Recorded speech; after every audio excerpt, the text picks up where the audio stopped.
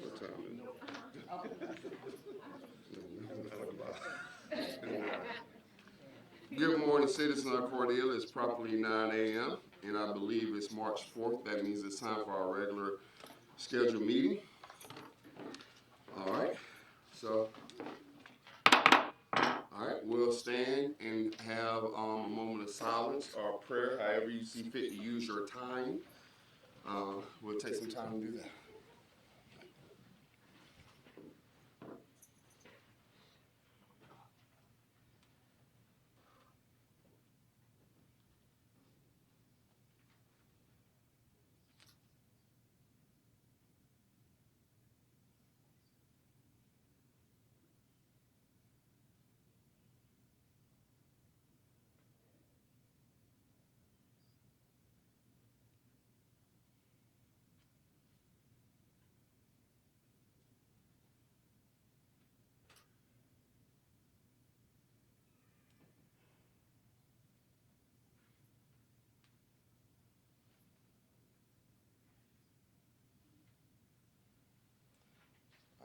We'll ask Commissioner Ring to lead us in the pledge. I pledge allegiance to the flag of the United States of America and to the republic for which it stands, one nation, under God, indivisible, with liberty and justice for all. Thank you, sir. All right, at this time we'll have our roll call. Commissioner Vestavia Shepherd. Present. Commissioner Isaac Owens. Present. Commission Chair, Vice Chair, Jay Wesley Rainey, Here. and Chairman Joshua Dellison. Alive and present. Thank you, ma'am. All right. With that, do we have a motion to approve of today's agenda, March 4th, 2025?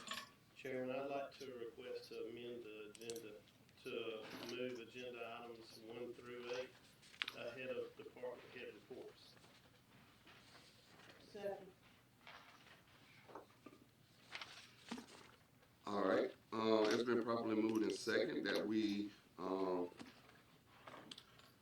move agenda items before department head reports. I believe items 1 through 8. All right. Any discussion on that motion? Why would we do that? I'm going to have to leave a little early today, sir. I have a service at 11. All right. Please. All right. Any other discussion? All right.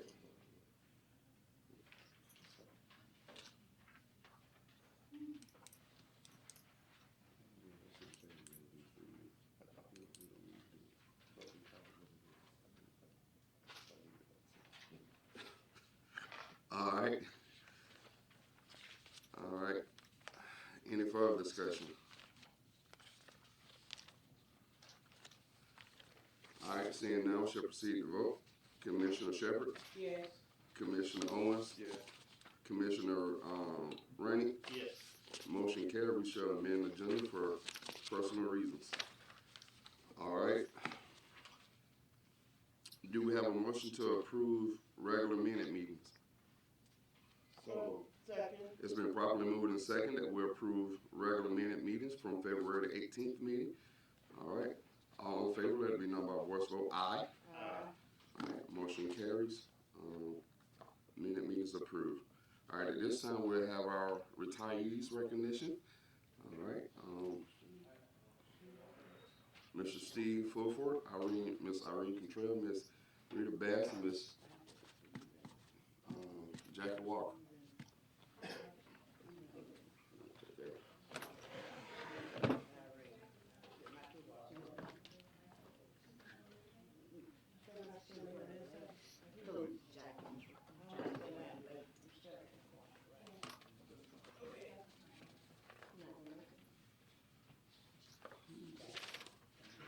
Mr. Fulford, please.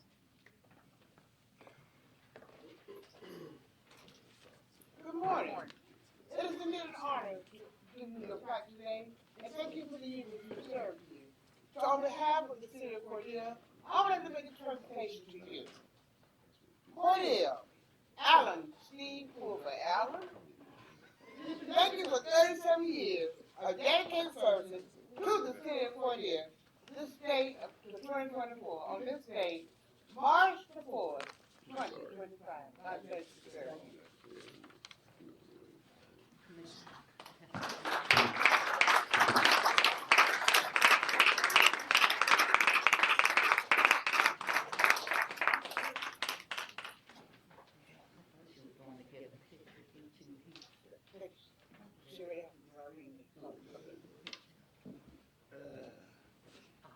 It is indeed an honor to make this presentation.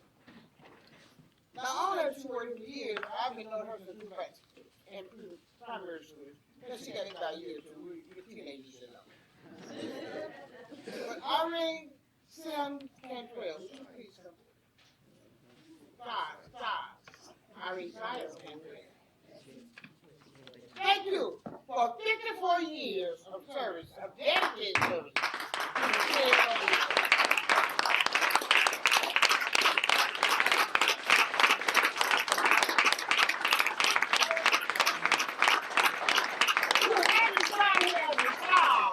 Because you're only 54 years old today. So on behalf of the city of Cordele, isn't it Mrs. Cantrell? Reverend Cantrell, thank you for sharing your life with us for over the years. I sincerely appreciate the service you dedicated to this city of Cordele. Love and respect the city of Cordele.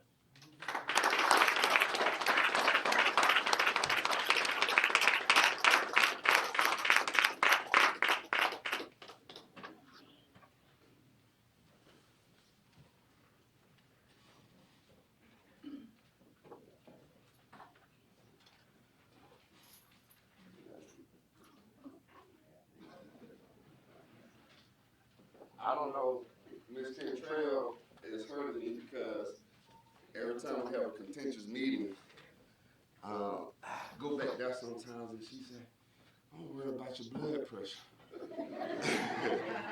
So every time I go to the doctor, I come back, I give her what my doctor says.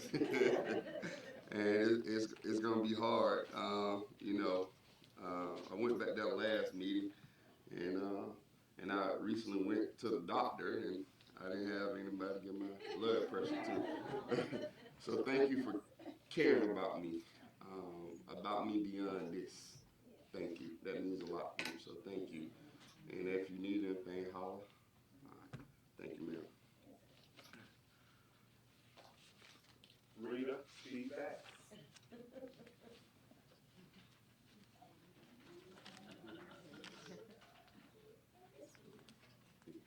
You combine all the years of people who are retiring, that's a century plus, knowing that the dedication that these people have given to the city. City of Cordele, Rita P. Bass, thank you for 35 years of dedication.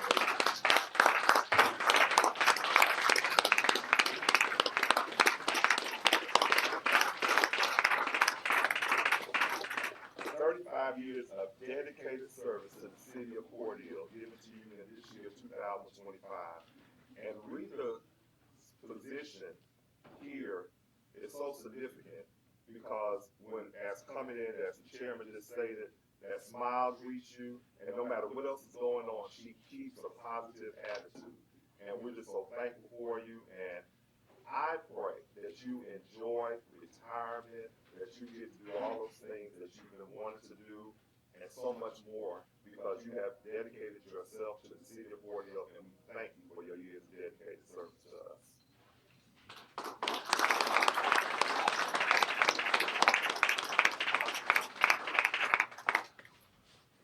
Thank you all so much. Get this picture.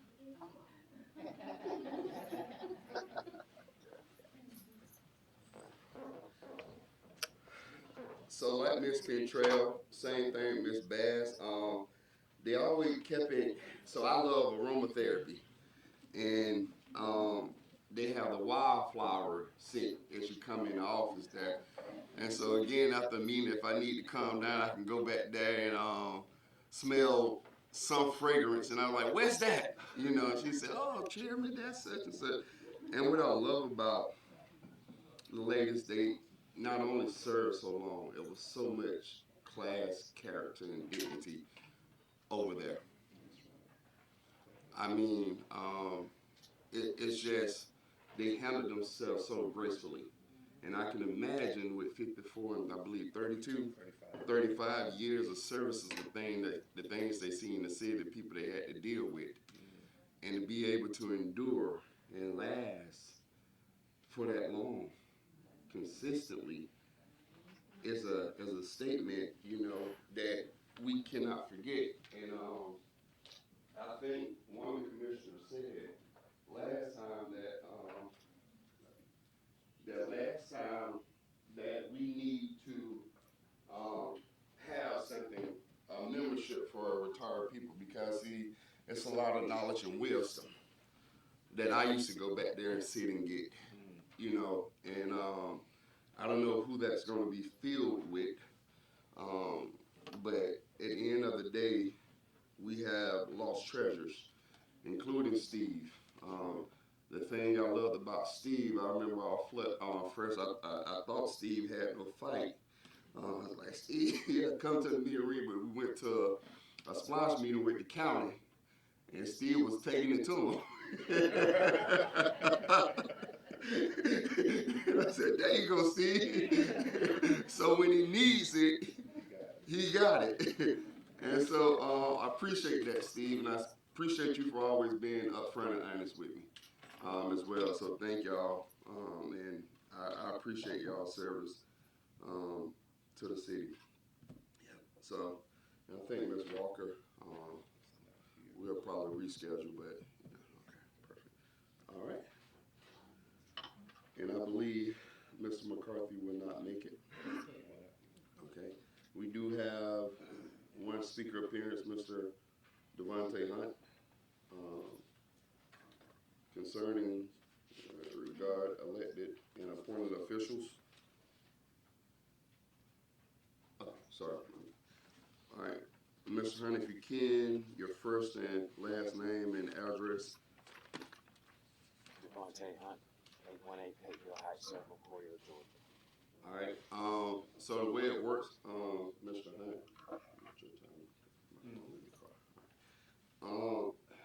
what we'll have, you'll have 5 minutes to speak. Would you like me to tell you when you have about 2 minutes or 1 minute left? I won't need 5 minutes. Okay. All right. Well. All right. Yes, sir. Go ahead. So, good morning, first of all. Initially, I had planned a speech that I was going to give, but last time I came, gave a speech, prepared for it for 2 weeks, and there was 0 remarks that was given. So, and in opposition of how I approached other entities, I want to take a different approach this morning. But as Denzel Washington said, I'm from around the way. I'm leaving here with something. There are 2 things that I am particularly interested in this morning. 2 motions that I'm actually interested in seeing made, along with obviously the people who are here. The first one being, these meetings need to be changed back to 5:30 in the evening, if not 6 p.m., for the public to be here, not only to attend, but have input. And that's not just the regular meetings, but I think that it would be a good idea to go back to the way that it was. The meeting before the regular meeting, there was a workshop. And during these workshops, if I'm not mistaken, this is where the public was able to give their input. These meetings on Tuesdays at 9 a.m. is not feasible, and I'm sure that there are several people in here that made a sacrifice to be here. We don't have this luxury that you all have, unless we work for an organization that we have to report these metrics back to. 5:30, if not 6 p.m. Tuesdays. A motion today. The second thing, there needs to be verbiage, as I stated 2 years ago when I came up here and wrote out this speech telling y'all don't act like y'all don't see us on the west side. There needs to be verbiage added to the charter. There needs to be a motion today for verbiage adding to our charter, speaking on the suspension of commissioners. And I'll yield and I'll allow both of those motions to come, and what we would like are for those motions to come back to back.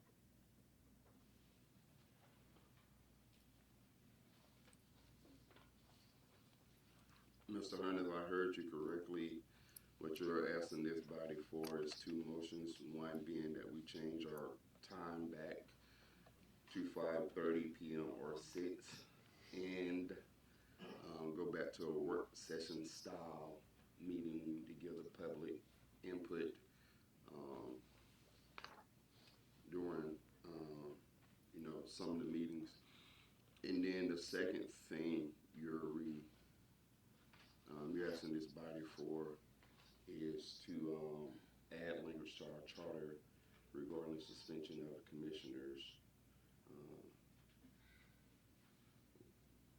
When you say verbiage, do you know what that verbiage would look like, or what are you asking for specifically? I guess I'm asking. What I'm asking for specifically, and my verbiage may be off because this isn't my field. I'm sure our city attorney that's been here for years and getting paid to be here will be able to share with us, or our city manager, however it goes. But what the charter needs to say, or what the verbiage needs to include, is the current situation that we are presented with. We have a suspended commissioner. He has not only been suspended, the ethics officer that this body was just so eager to put in place has came back and said, yes, indeed, Mr. Reeves is in violation of the code of ethics relating to him stealing Mr. Middleton's campaign signs.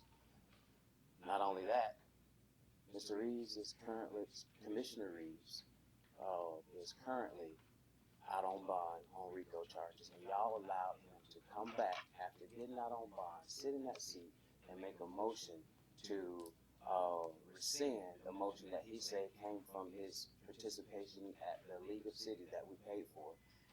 There was a motion made to make it $100 fine for any person that was caught with less than an ounce of marijuana in the city. If I'm not mistaken, I'll be corrected on that.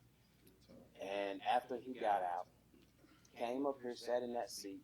When his name was called, he said, free and present. Y'all laughed, thought it was a joke. And the first motion that he entertained, that he urged his body to make, was to rescind that back to making it a misdemeanor or a felony. Which is,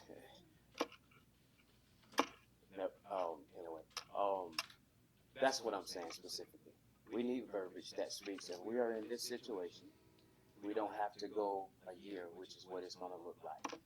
The governor, once he has suspended him, the governor is not going to appoint anyone unless there's leverage on his side to say so or urge him to do so. We need verbiage in our charter. Georgia gives us home rule discretion. We can put that in our charter, where if we have someone suspended, our ethics officer that was appointed or recommended by the city attorney has said that he is in violation of these code of ethics. There needs to be a replacement put in that seat. And with it being more than 6 months left in that term, that is a special election. And this gives the people an opportunity to put someone in that seat. And then they have the opportunity to put a mayor on the ballot instead of you all choosing it amongst yourselves, which was another attempt of Commissioner Reeves that was supported with most of this body. So I'm sure you all will be able to get the verbiage, but I got a GED, so I don't know what you all, how you would phrase that or what it will say specifically in the charter, but I do really good research. I can find out, but I don't think that should be the responsibility of me when we have people who are getting paid and just got an increase, if I understand correctly. So that's what I'm asking for, sir. Okay, thank you. Any questions, y'all? Unless the public that's not something that the public won't, then I say that's what we're asking for, but if that's not what those two things isn't what the public is in favor, then that's what I'm asking for. Any questions for Mr. Hunt? Suggestion, microphone. Okay, thank you. Thank you, sir. All right.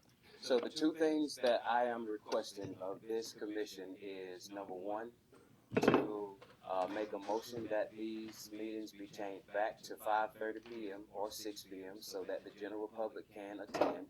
And the second motion that I would like, and I think based off of the commentary that I've heard from most people, is that we need verbiage in our charter that speaks to the suspension of commissioners. So we currently have an empty Ward 2 seat, which is the most starved sector of our community. There are 4 pieces to this puzzle, and you cannot complete a puzzle if all 4 pieces are not in sufficient standing.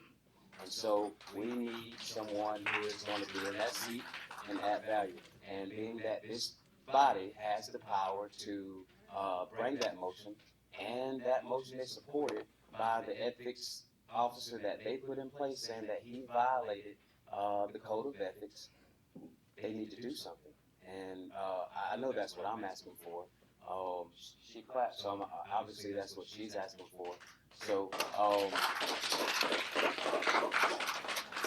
I really, there's more that I want to say, but I don't want to. I want to say this and still be loved, as George Frazier says. So I'll yield, and I'll give the opportunity for this commission to bring those 2 motions, like Drake says, back to back. And if not, Mr. Chairman, I hope you'll indulge me in at least one question. Mr. Chairman, if I may speak on one of this request. Yes, ma'am. The one about bringing the meetings back in the afternoon. When we first brought it to the body, I was the last person to vote yes, because I'm not a morning person.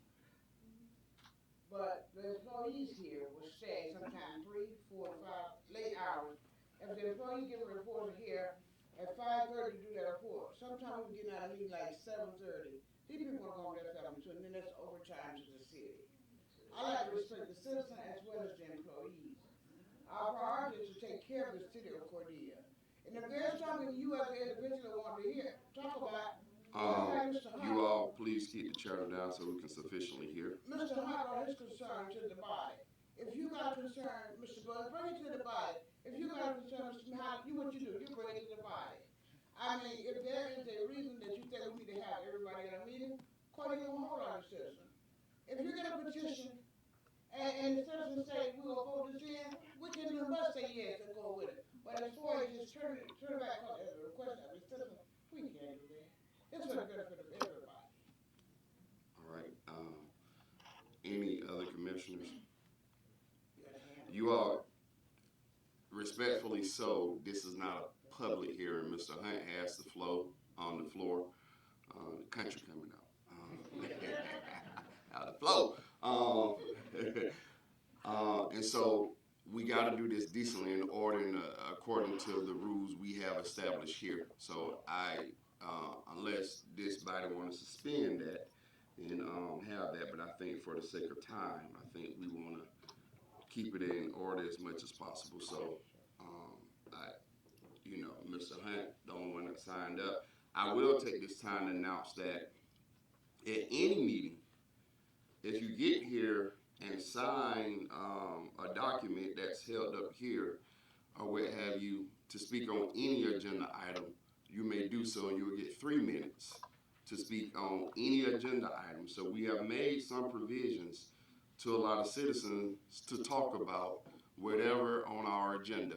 Again, if we have anything on the agenda that you all want to talk about and speak about, then you can sign up and you will get 3 minutes to talk about that issue. And we actually say you can do it before it starts or when we actually discuss that agenda item.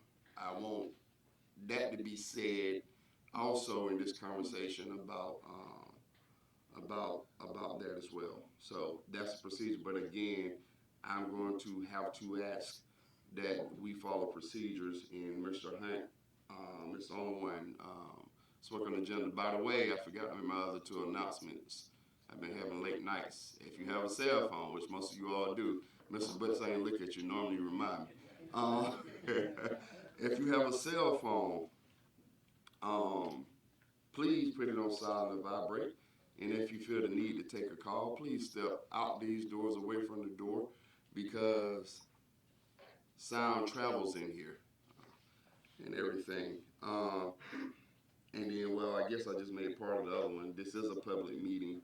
where we would entertain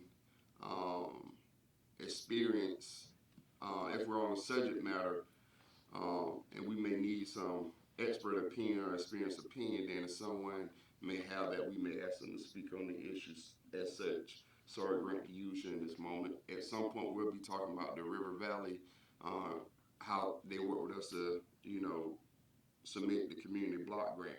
So if we get to that, we may ask Mr. Grant, for his input, because he'll be in charge of helping us submit that grant. So that's the way it works. I just want to keep everything in order. The city don't need any more lawsuits. So, yeah. I'm done with that part. Any other commissioners would like to say anything or respond? Mr. Hunt, you was going to say something? I do have something to say. But before I say that, I'll respond to what Commissioner Shepard just said. Ma'am, we don't have to go through a petition when you got all of us sitting here saying that who you represent, saying that that's what we want. There does not need to be a petition. You don't ask for us to do a petition when I look at the expense report of one meal that you spent was $320+. You got people can't even buy that in groceries. Y'all are about to sit here and make decisions on how the project that you all want to do with these grant funds should be given. You get paid. You just made a vote that you are going to increase your pay to $1,600 a month. Y'all get paid to go on trips. You get per diems. Y'all sit up here and y'all let a commissioner go $7,000 over his per diem, and I do stand corrected if I'm wrong. $7,000 over his per diem after he was suspended for 6 months. No, ma'am. No, sir. Absolutely not. And Commissioner Owens, you had way too much to say at that Power Commission meeting for you not to have something to say here. You go and you preach to people every single Sunday. And no, sir, he asked me, did I have anything to say? You preach every single Sunday to these people, and you ask them to shout and believe that God is going to do it. You ask them to sow and believe that God is going to do it. And then Monday morning, your colleagues, you are not speaking on their behalf. You have not brought a single motion, sir, since the statute situation. Mr. Hunt, that's Okay, no, but it all relates, because I'm talking about community leaders specific. I'm talking about roles of leadership. And Wesley, you have went along with this the entire time. Now that your host is gone, hold on for a minute. You don't have to relay your time to me. He ended and you're back his time. Now we're in question and answer. So he doesn't withstand the 5 minutes. You don't have to tell me about it. Yeah, those are the rules. I'm complying with the rules. But thank you know what I'm supposed to do better than me. Go ahead. And I'll yield. And what I'll say is, what I'm saying, I stand on it alone. And lastly, since there is no commentary that you all have to offer, no motions that you are going to make to fix this, it may be 8 months from now, but I want to put it on the record. If it's not clear now, I will be running for that seat. And I promise you, this will not continue. And if Chairman Deriso's up there and I'm up there, I guarantee you, all of this is going to be drained. None of this. You told me you were a cents on the dollar kind of guy.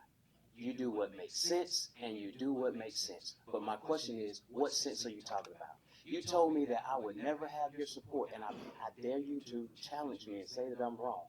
You told me that I do not have your support unless I went along with consolidation. Sir, we will never consolidate our city and our county government. Never. It would never happen. And I promise you, when I get in that seat, everything that y'all have let go on will stop. Y'all, this is ridiculous. These are people's real lives that y'all are playing with. This is people's real lives. I just had a parent tell me yesterday, the same person that y'all are protecting told him that he can't send his son to play for the All-Star team with the Chris County Recreation Department because they didn't think that he had the money to do it. This is pitiful. I'm not okay with that. You may sit over there and look at us and think one way, but sir, for some folks, crack kills, and for some folks, crack pay bills. And if you are not willing to reach over from your side of town and bring those resources, this puzzle will never be complete. And it will never go like this after November of this year. I promise you.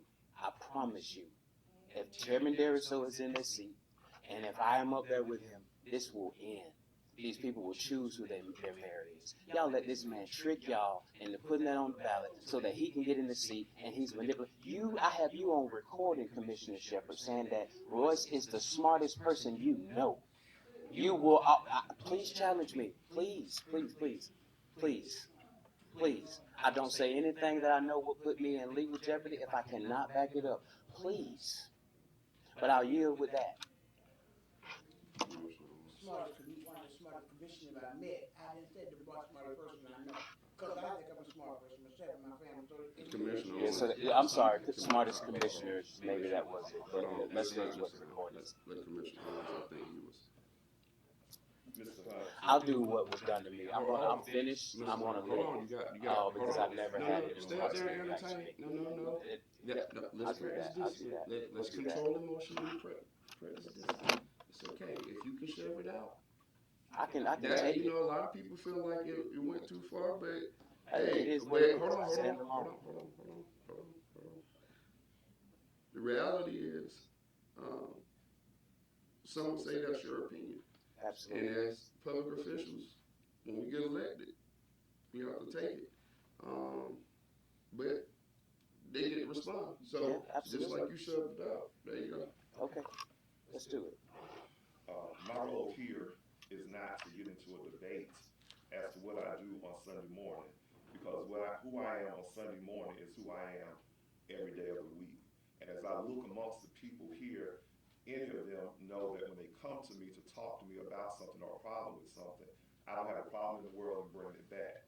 In comparison to what I said at the Chris County Power Commission meeting, I spoke as Isaac Owens, a citizen who has a high utility bill, and I wanted to make sure that the Power Commission understood that we were there because we wanted to know what they were going to do to help us get our bill straight. Now, what I preach on Sunday morning to the people that come to my congregation on Sunday morning, they can tell you that the same person that they see on Sunday morning is the person that they deal with every day during the week.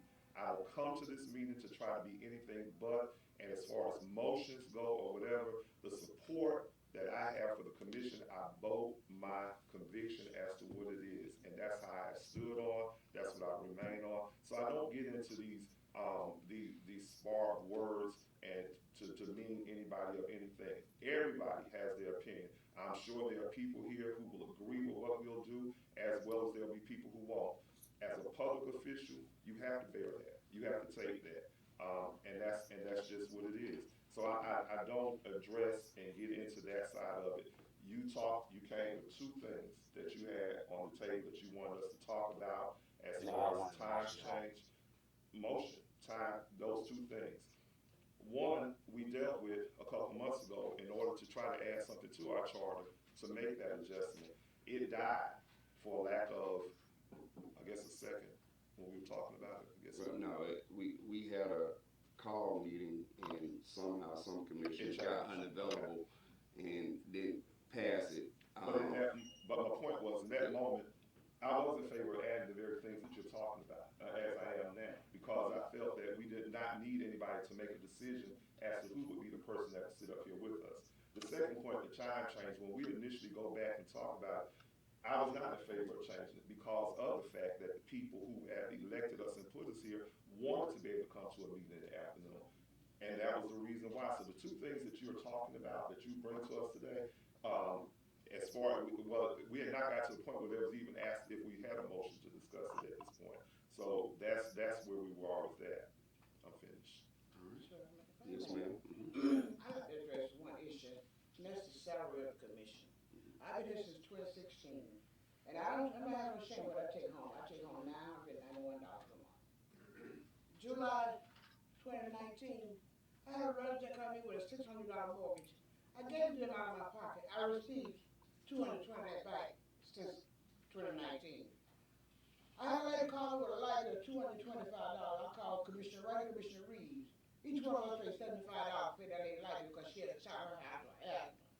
I had people cut my house down. I can't pay my water bill. Oh yes, I pay for water bill. That's a light bill. If you call the power company today, there are two people names on my list that if the light don't get cut out to call me so I can make arrangements to make sure one of them is a care patient and the other one has a child with asthma in the house. So everything I make up here don't go to my pocket. People be stranded on the road, need a ride home, somebody tell me got in a bad accident, they went to go to Tallahassee, didn't have the money. I went to Larry Kelly, got $50. Whoever I get money from, the churches are tired of us. The churches are boring very now because the same people go to the church for fun. So now I have nowhere to come to. I've asked Commissioner Owen, I haven't asked you yet, but I will get to you. I've asked the city manager for help. I mean, I have asked anybody who will help me to help other people. Oh yes, I remember Commissioner Felton himself and I putting out water during the storm. The only two commissioners out there was Commissioner Felton and Commissioner Sheriff. I am a people person. I do love my community. I do love my city. But if you think the $991 to take care of my household, it does. I give, and I'm gonna give in person. And if you think that raising the salary after what 8 years, 9 years of here, if you think that's too much, it's okay with me because I don't live off of that. God bless me to be 72 years old and I do draw Social Security. And it is more than the city, man, okay? So that just says, so if there's anybody in the community that can tell you, I have reached way down to pick them up. People that have no state commissioners, I have put them in my house. People that have no medicine, I have paid for it out of my pocket. Oh yes, I'm not bragging, I'm just honest.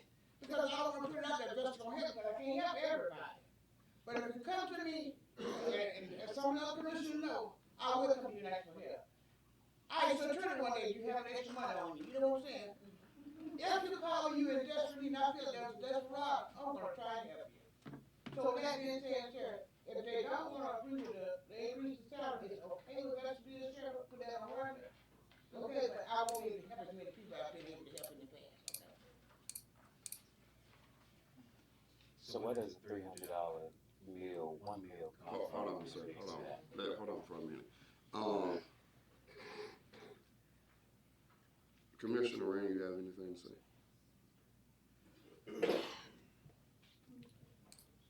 I do.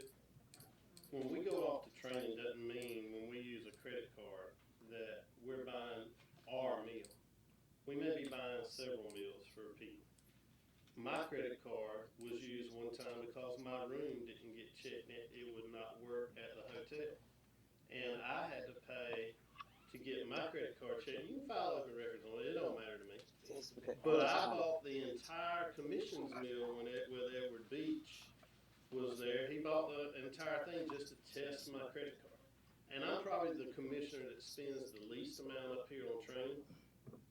For sure, I am. Because I only believe in going to one a year. And I do not abuse taxpayer money. I do not spend $300 on a meal. I don't spend nothing like what you're accusing. Did I say you spend $300 on a meal? You said we No. spend. Did I say you spend $300 Hold on, on a meal? hold on. He said Commissioner Shepard did. For the record. Mr. Chairman. Hold on. Mr. Chairman. Hold on. But I'm just saying you kind of need to get the detail of a receipt before and know it's for one person. You don't have the details of what I said. Hold on, sir. And come with a detailed receipt and show us show me where I've abused funds. Please. I have not done nothing like that. But you also sit there and talk about consolidation. So yes, I'm been up front with you and everybody else about consolidation. Do I think it's the best? Yes, I do. Does that mean I'm not willing to work with every department head or anything and carry the city forward? That's not the case. But from a dollars and cents standpoint, it does make more sense to me when I put numbers on there. So don't put words in my mouth and say I wouldn't work with somebody else because I've been up here I'm in my third term right here, and I've worked with everybody to try and carry us forward to the best of my ability. Now, I'll just stop right there because. All right, hold on. I got something to say. You gotta go. I just want to say one thing. Hold on. I want you to hear this before you say it, and I'm not gonna promise to be quick. I'll talk about facts because I've been here and I've been putting these stuff on the agenda when I saw problems.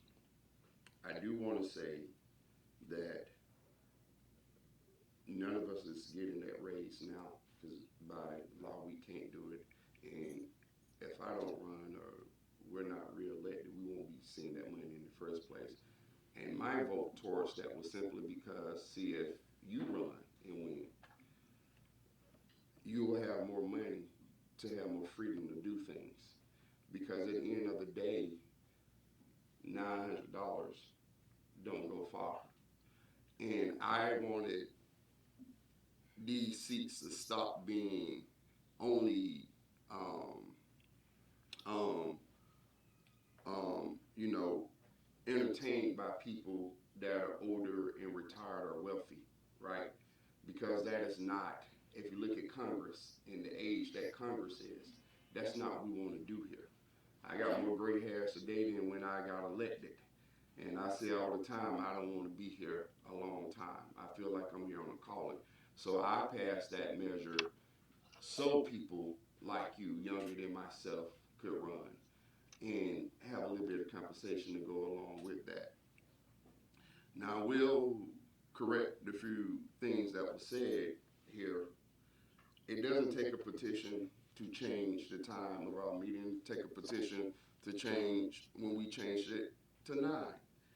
That was strictly political because you had a person that is conniving and very political that's elicited 2 other votes to change the time because too many people were coming in here, the things that people were doing. So it does not take a act of petition going out there. It only is, this commission used to always say, it only takes 3 votes. The thing like every time is, do we have the will to do it? And what I'm not going to sit here and do and act like we have to have one procedure and put one hurdle in place to do something when that wasn't done before. It didn't take a petition when it should have been a petition to change this government to having a weak, subverted mayor that is appointed by this body instead of doing what the people asked, is they want a mayor that they could elect. So it did not take a petition to do that. So those are just not the case. In the sense of the money, yes, commissioners were going with cards before Commissioner Owens and I got in here, and we looked at it on our first conference when everybody was suing us left and right. We got a card and we were like, we ain't about to spend that amount of money on this. So at the end of the day, commissioners were spending $400 or $500 for dinner or something with the cards that they have, and that's why instituted or asked for the per diem to be implemented to cap what we can spend. And as a former state employee, that's what we used to do. Now this commission has raised that per diem almost every time it came up. But I'm different because I'm vegetarian, believe it or not, by my body size, but I'm vegetarian. And a lot of times I can't get to charging a lot of stuff in the first place. But we did have an issue with spending untold amount of money or what have you. I actually, as chairman, asked for the commissioners before we got in office reported what they spend because I wanted to know based on what we were spending before and what the per diem would like to do and how they save. Well, I was told I had to pay myself for all that, all those records. I would have because politics have been played up here.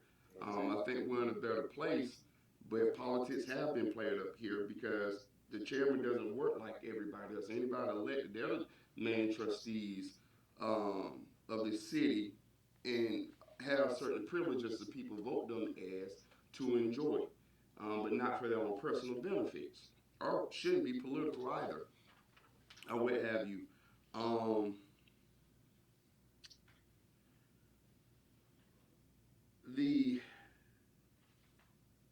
Also about the language in the charter, what bothers me the most is that people get these seats and get comfortable, and they don't do the will of the people. And I am a social worker, and I just had by profession a clinical social worker. Deals in counseling therapy, but also resources. And I just had this conversation yesterday with folks. I'm not a social worker in this seat. I will be if I need to be, and I have played that role. I'm an elected official who have power to make policy to change things. I don't have to take I will and I do. I given, like Commissioner Shepard, untold amount of money to people that call, mostly kids and parents. I feel like you're an adult and you can work, then you need to work. But I give as well. But here's the difference between a social worker, what I've been doing a long time, even before I got a degree in it, and elected official. Social worker challenge power. Elected official hold power.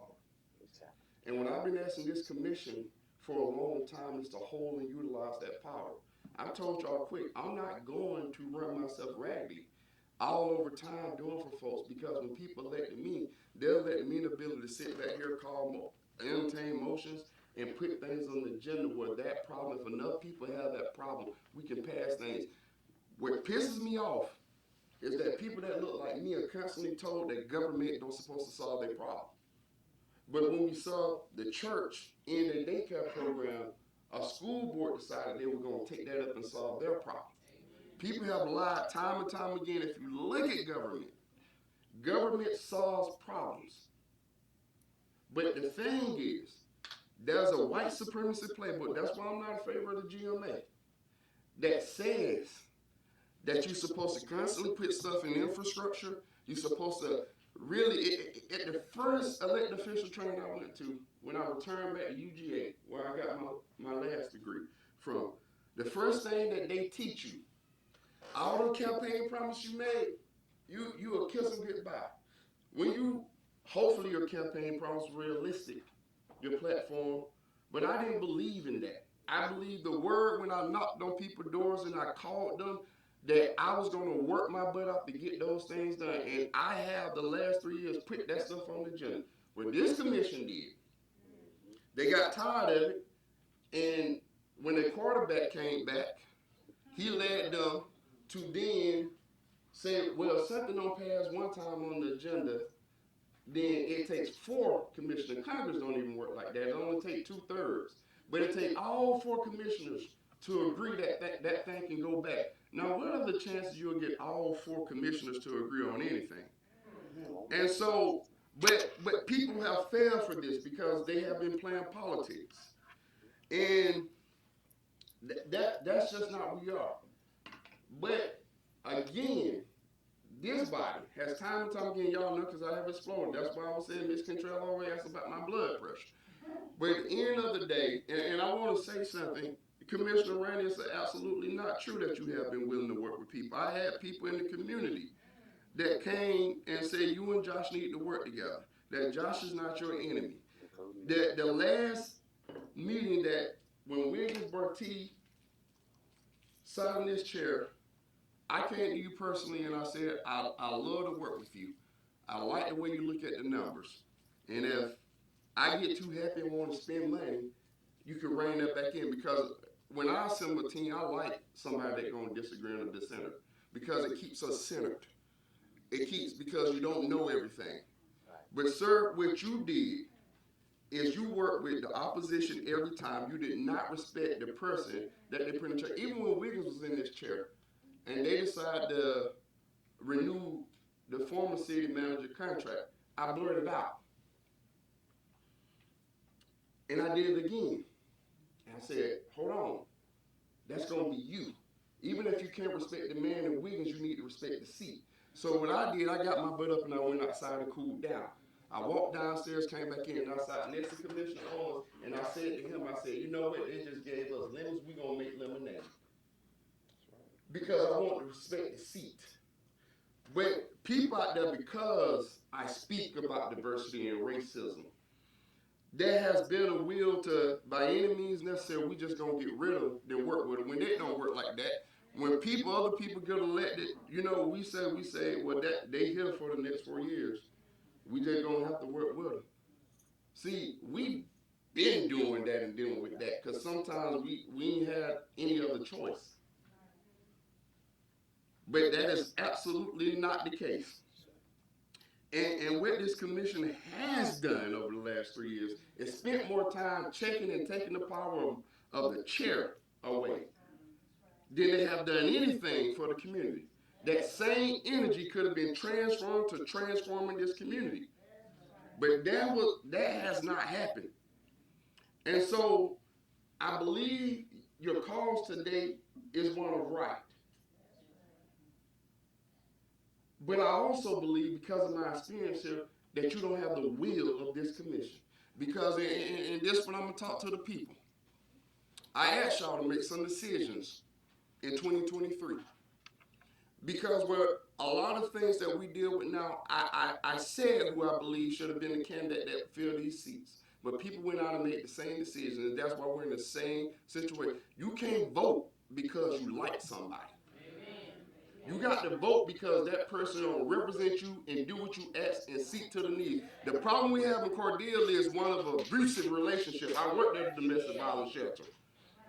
Well, we keep going back to the abuser, the people who's neglecting us every time and then beat us over the head with lies and misinformation. We keep electing those people. But then people come up here when it's their issue, and they want us to solve their problem. The way you solve the problem, the people ain't doing your bidding, you do not let them, you recall them. That's the way you solve your problems.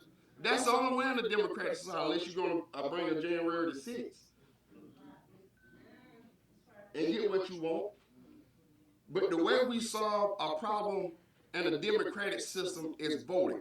And we can never unplug. When you're marginalized, when you're beat down, when you're going through, you can never delegate your vote to somebody else. Because when you don't vote, that's exactly what you have done. And so at the end of the day, the point being that there's blame on both sides. There's seats up here and I'm with them. I don't agree with the majority of stuff, but because I sit in this seat, when something happens, it's on me too. But also the onus is on y'all. Democracy is maintenance. You can't leave it up to these people, because you leave it up to these people, they're going to change the town where you can't come to meetings. They're going to change your government where you can't even elect the mayor. And so at the end of the day, you got to be up here and on their butts. Because I'll tell you who's up here. The people who want to keep getting the Gravely trained. The people who want to shape policy, they'll be up here because they have a luxury most of the time to do it. They can take off their job.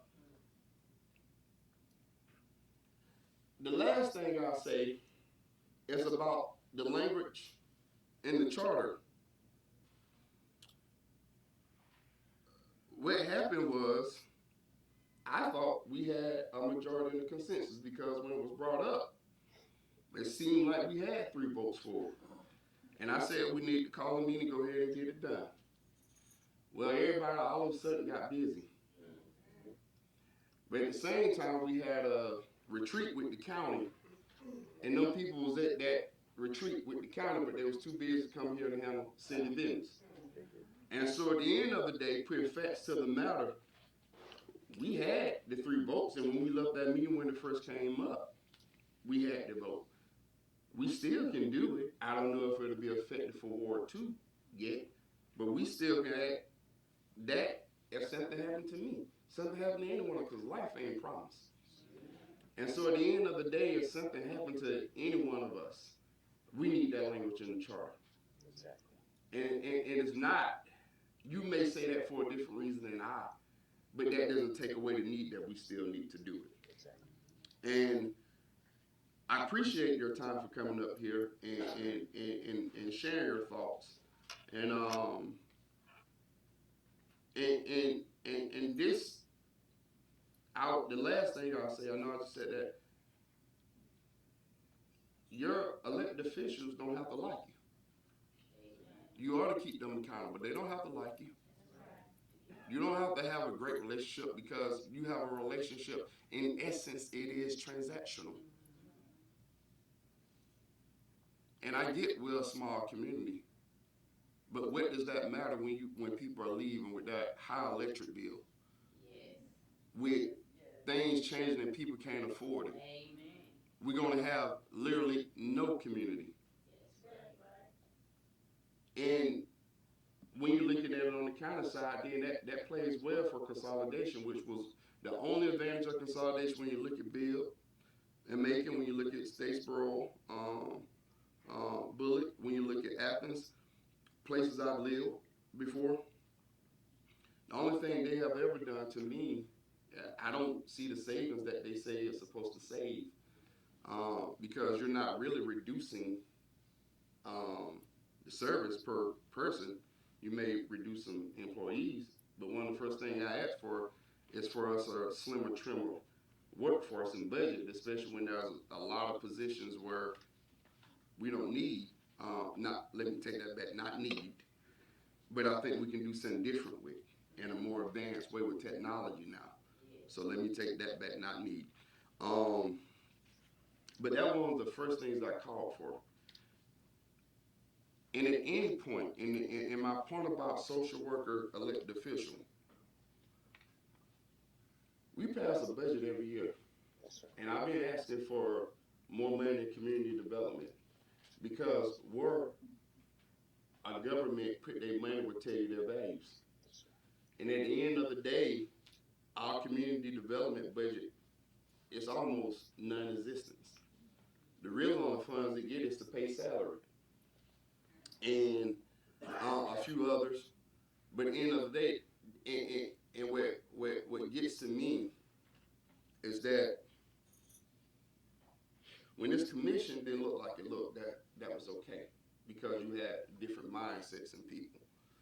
We're not partisan, but if you check people's voting record up here, it'll tell you how they vote or what have you.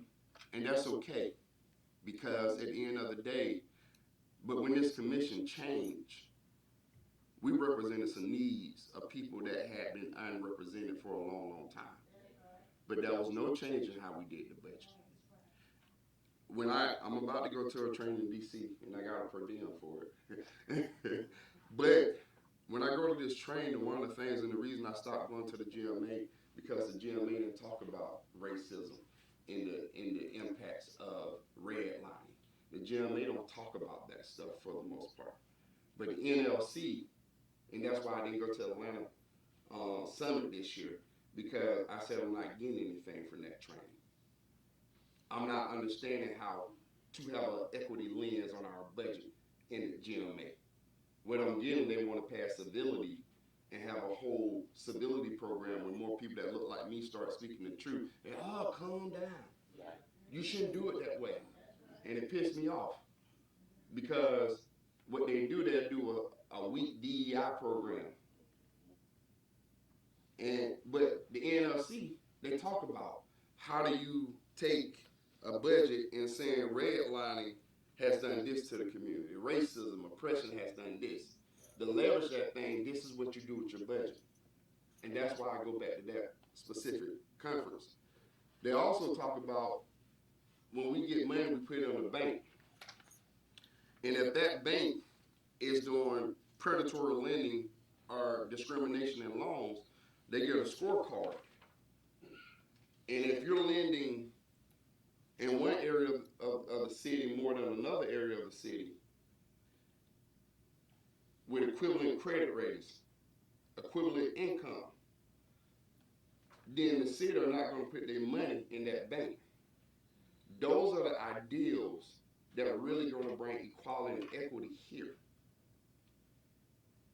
And so at the end of the day, when we talk about it, there is a cause for the shift how we have done things. If we keep on playing the side, and I went to institutions where the majority of people don't look like me. I went to Georgia Southern and graduated. I went to UJ and graduated. And if God plans, I'll finish at Valdosta State and graduate. But what I also realized and took classes and courses in is as long as we keep things the same, it's going to benefit one group versus the other. And that's what even those taught me. I didn't go to HBCU or what have you. And at the end of the day, I think if we don't shift and be conscious of what we take for granted, the same old thing, doing the same old thing the same way, we got to understand people that look like us wasn't allowed to do much at some point. But when we get power and we keep doing that same thing, it's okay, because the system already put it that way, where the results going to be beneficial to one group versus the other. be oppressive to one group, be beneficial to the other group. So there is a cost, and I think what you was asking for us to shift That's right. and go in a different way. I'm with you, and most people know that. It ain't no surprise that we cool. We started as enemies. We're running for chair, but we cool, or what have you. But I appreciate your time. I appreciate you bringing that to the conscience of this commission. I don't know what motions and breaks they're gonna take or what not, but I appreciate your time, Mr. Hunt. Thanks for proving that I wasn't just making up frivolous claims. Yep. Thank y'all for your time. Thank you, sir.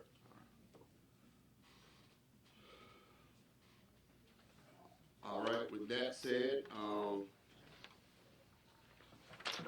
we made a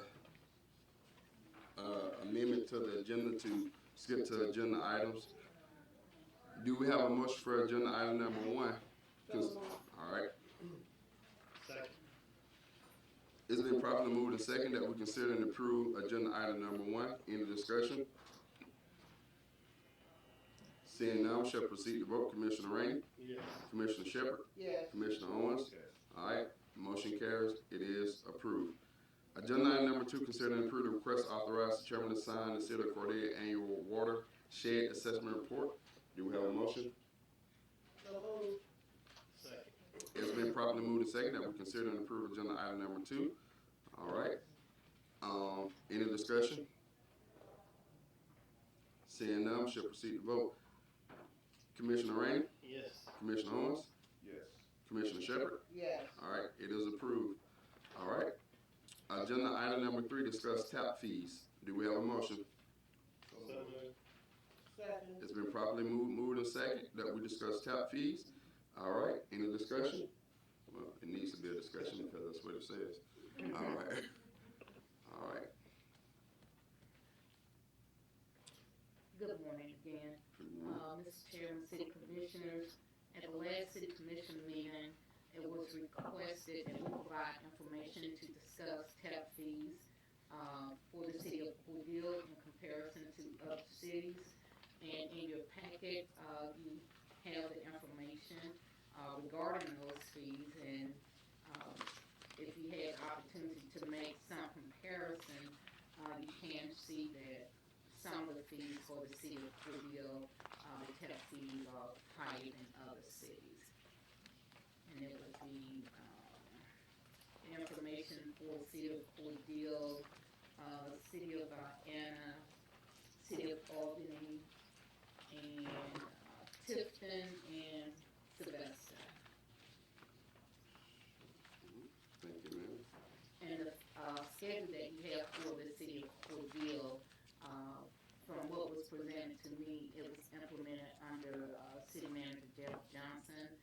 And the schedules began in December of 20, and it is a schedule that adds a 10% increase each year through December of 2025.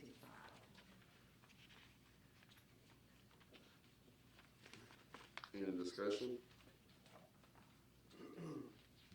Yes, Chairman, I believe these tap fees are causing us some problems with residential growth.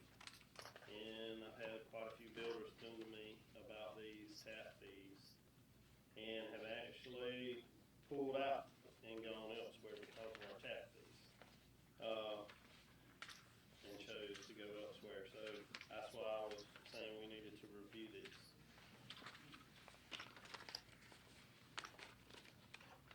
All right. Any other discussion?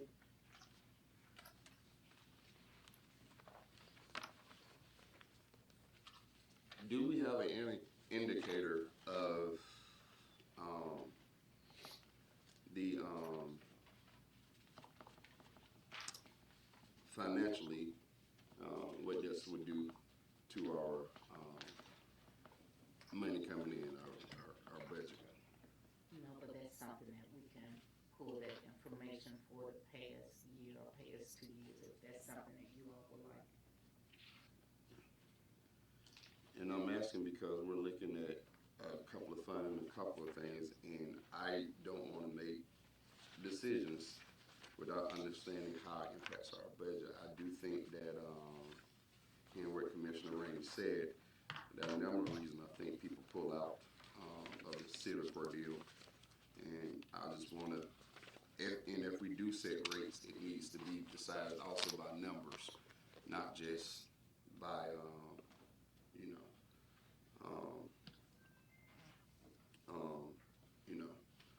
some arbitrary thing without looking at the issues and where we can go some middle ground.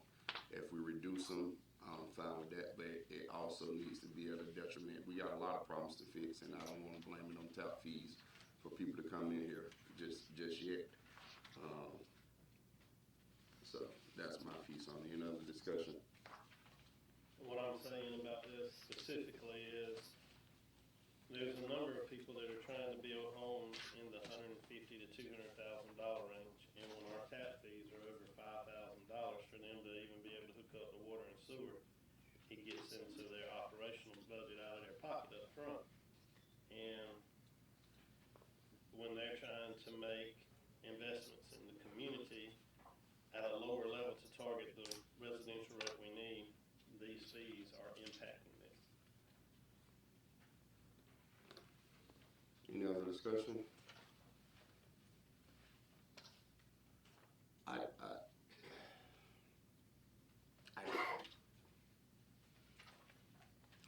do see that, but this is the concern I have. It seems like we have two different conversations. I feel like sometimes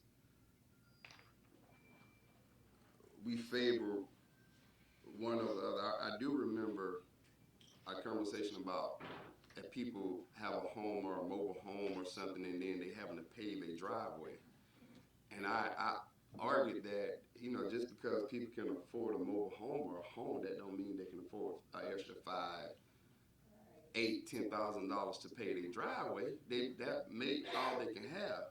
So it's hard for me if someone can afford $150,000, $200,000 home to also buy that they can afford $5,000 for that tap fee, because if we're equating argument to argument, the consensus on this commission was, oh no, people ought to be able to afford that driveway. So if I'm thinking the same way, then people ought to be able to afford that tap fee, especially if it's $150,000, $200,000 home. And I'm not trying to be insensitive. I just wish we would be consistent on when it's one group that can afford something at that price, we have sympathy for, but then another group we don't. That was the actual discussion at that time, because when you look at the people who we consider to be the mobile home purchaser, socially where they are in opposition to somebody who's coming to build a home, from the ground up, there are two different groups. And when you talk about that, and the expectation of it is, I might be able to afford this based on what I have, based on that, but somebody else, does that mean they cut the cost on something else to do that? But we talk about those are two different dynamics altogether, and that puts a person in a position of, am I able to build a home, or do I have to settle for it? And that was the biggest argument that we had at that time, when we talked about that. And it still goes, well, you added the driveway situation. If it's a requirement that they got to have a driveway, then how do they balance that out too? Because somewhere that has to be paid for as well. And I think we even went to the fact of talking about the materials that they use within the driveway. So all of those things come into play when you talk about that. So I think that the tap fee reflects whether it's a mobile home or it's a home. It isn't based on the value of the price of the home. So somebody trying to put a mobile home in is paying the same $5,000 that the same person's putting a $500,000 home in. So the tap fee impacts people's development at all price ranges. So that argument's kind of null and void, because you tax the person that's trying to develop the community. My argument wasn't on the flat-out fee. The argument was on the fact that sympathy wasn't there when we was insisting that people use concrete, not even crush and roll. My argument ain't null and void, because the same principle exists. It's about sympathy, where you have sympathy for people, as you stated, $150,000, $200,000 an hour, because I took a note here, that can afford that type of home, but that wasn't any sympathy on people who was in the mobile home range. So it ain't the same thing. Now you want to come back to us and leverage us to say the tax fee is too high for people, but your leading argument was looking out for the people who can afford a $150,000 to $200,000 home. And I'm saying you should have also looked out back then for the people who can own $50,000 to $80,000 mobile home, and you didn't. Your argument then was we gotta do it. They need to do it. So that's what I'm saying. You have not been consistent. So to say an argument is null and void, that is absolutely not true, or what have you. You got to be consistent. You just can't listen to your people that you parlay with and encircle with and want to do things for them. But when we come up here and talk about our people, you have no sympathy.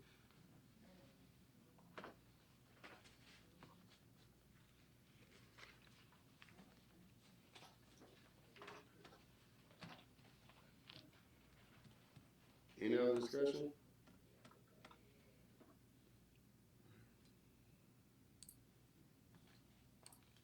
I think, city manager, if you can get us and I'm not making this argument for the sake that I don't agree, but I do need to look at the numbers too. That what you get when you have a complex individual, one not trying to be strictly political for one group versus the other. I can come back and information should change you. If I get information that I see is the best thing for the city, then I agree with that. But as of now, I can't see it without seeing the numbers and whether to impact the city on, because it doesn't have my sympathy screen right now because of what we have done in the past. But I think if you can get us what that can potentially do to what we bring in, that would be helpful to help make decisions. Commissioners, any other thing on that item? All right. Do we have a motion for agenda item number 4, discussion of late fees and disconnect fees for utilities?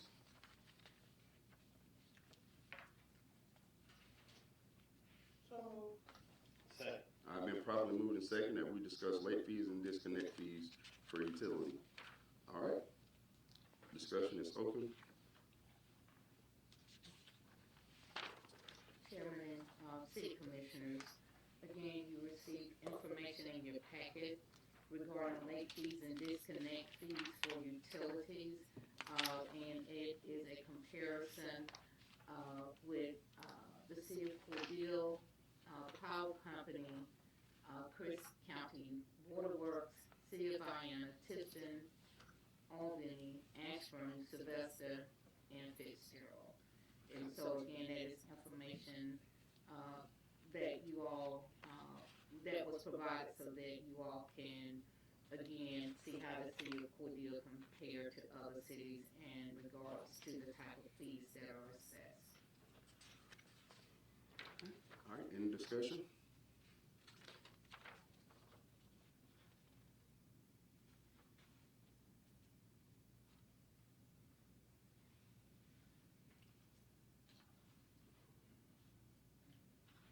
Chairman, it just appears our disconnect fee is relatively low by comparison. It probably needs to be adjusted a little bit. All right. With the disconnect fee, is that just water or gas as well? It's for all services, correct, all utilities as well as, the late fee. All of this is for all utilities. But the $15 doesn't even cover the hourly wage of an That's employee to go correct. do it. That's correct. Mr. Ray, if you will put your microphone up, so we hear this one. Okay, I was just saying the $15 disconnect fee just really doesn't even cover the employee to go disconnect. That's correct. Any other discussion?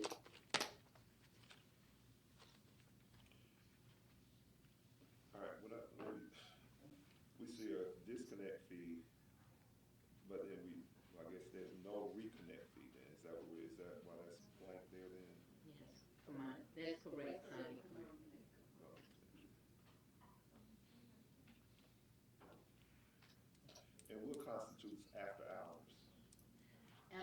hours is until 7 p.m. Before it would be any time. But during one budget session, when this commission approved for a third extension, then there was also an agreement that city employees would not go out after 7 p.m. to turn back on utilities. The resident would have to wait until the next day. So anything between the hours of 5 and 7 p.m. And am I correct? The city does not have automation like the power company. We are That is manually. correct. That's correct. Any other discussion? As I've stated time and time again when this came up, I'm vehemently opposed to raising anything in this city, especially with electric bill rates. As far as I see our water and it's draw a profit, and long as we're profitable, then I'm not gonna raise rates on people or connect fees or disconnect fees because one of the things we can look at what other cities charges or what have you, that doesn't mean we have to add to people's burden because of what somebody else is doing all the time. When I look at how we're doing as far as water, we're not taking a loss as of the last time we looked at it. Now, if we were, I would be all for it. Again, the numbers matter here. But to add anything, and I remember pointedly having a discussion last time, and the conversation was, well, you know, people get the water turned off, they come pay it right that day. Growing up in poverty, you learn some things. You learn that you don't know where people have to get that money from. Just because they pay it that day doesn't mean they forgot they have it. It means they need their water. And I think what I try not to do in my success and my income is not forget what it was like being that person or what have you. And I think sometimes we tend to forget that. We can look at that, but also we can need to understand that, again, just because, it's paid that day, you know, people come and they pay $15. If you look at what's growing in the city of Cordele Rental Center, we got it, Arizona Rental Center, charging people 3 times as much. And you're not paying the principal down. If you don't pay anything, we get loan companies. They do really well here. That tells you what type of community we have. And so at the end of the day, to have somebody that possibly go borrow some money for a loan company just to make it and pay their light and water bills, I'm not for, or what have you. And see, that's the social worker side that informed me that this is what can potentially happen underneath the policy. That when you're elevating this to these positions, then you get to make decisions so you can ease that pain. And that is what completes what I mean the difference between being a social worker and an elected official. As a social worker, the only thing I can do is help people out, find resources. But elected official, I can say, no, we shouldn't be raising this rate. And you help a good number of people versus one by one. That's the kind of thinking we need to get to up here. And that's my main point. So I, for the record, is vehemently opposing to raising anything that will be more of a burden, especially in the reality of people trying to scrape up nickels, dimes, and pennies to pay their electric bill. It would be, again, and I don't think people know this, I don't know if I'm running, but if anybody up here, Commissioner Owens, if you start running, be political suicide, maybe. But, and I know you're not a consensus leader, and that don't matter to you like me, but at the end of the day, that won't be good for us to do. So I'm opposed for many reasons. And there's another piece to that as well. Many people in our community are on fixed incomes. And because of their fixed incomes, they and this is a conversation that I've actually had with one person in particular. They're and it's happened to them twice, and that's why I don't agree with the increase at this time either, because most people get their funds on First and third. and they get the card. I don't know what the name of the card is. A debit card is what I'm trying to think of. And having a bill that could be $49 and they have $50 on their card, they have enough money to pay that bill. But if there's a surcharge for using the card, they don't have enough money to pay their bills. And that has happened to them in the past where they've had to go back and that $15 was a greater struggle for them to come up with for that. So I think that, when we look at things like that, we could talk all day long about people need to manage their money better, different things like that, but the reality of what we live is that life happens, and that's what people are having to deal with. So, at this point now, that might be something we can reconsider later on if we have to come back to that. I'm empathetic to people's needs and price increases. But when you operate outside of a 3 to 5% increase, most people's income gets a 3 to 5% pay increase. Most people. But when you don't address your issues, y'all, we're set to have a problem next year. We're already into the fund balance, and we're going to be negative next year.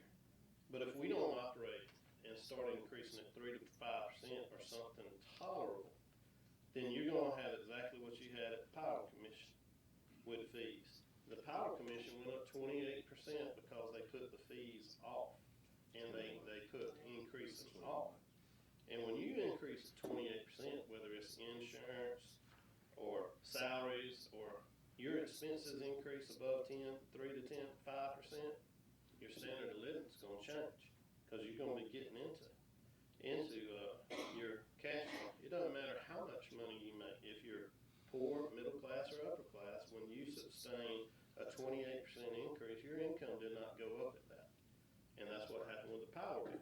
It went up at 28%, and it's got into it's changing people's standard of living. 21%. 21%. 21. Excuse me, 21. I was late.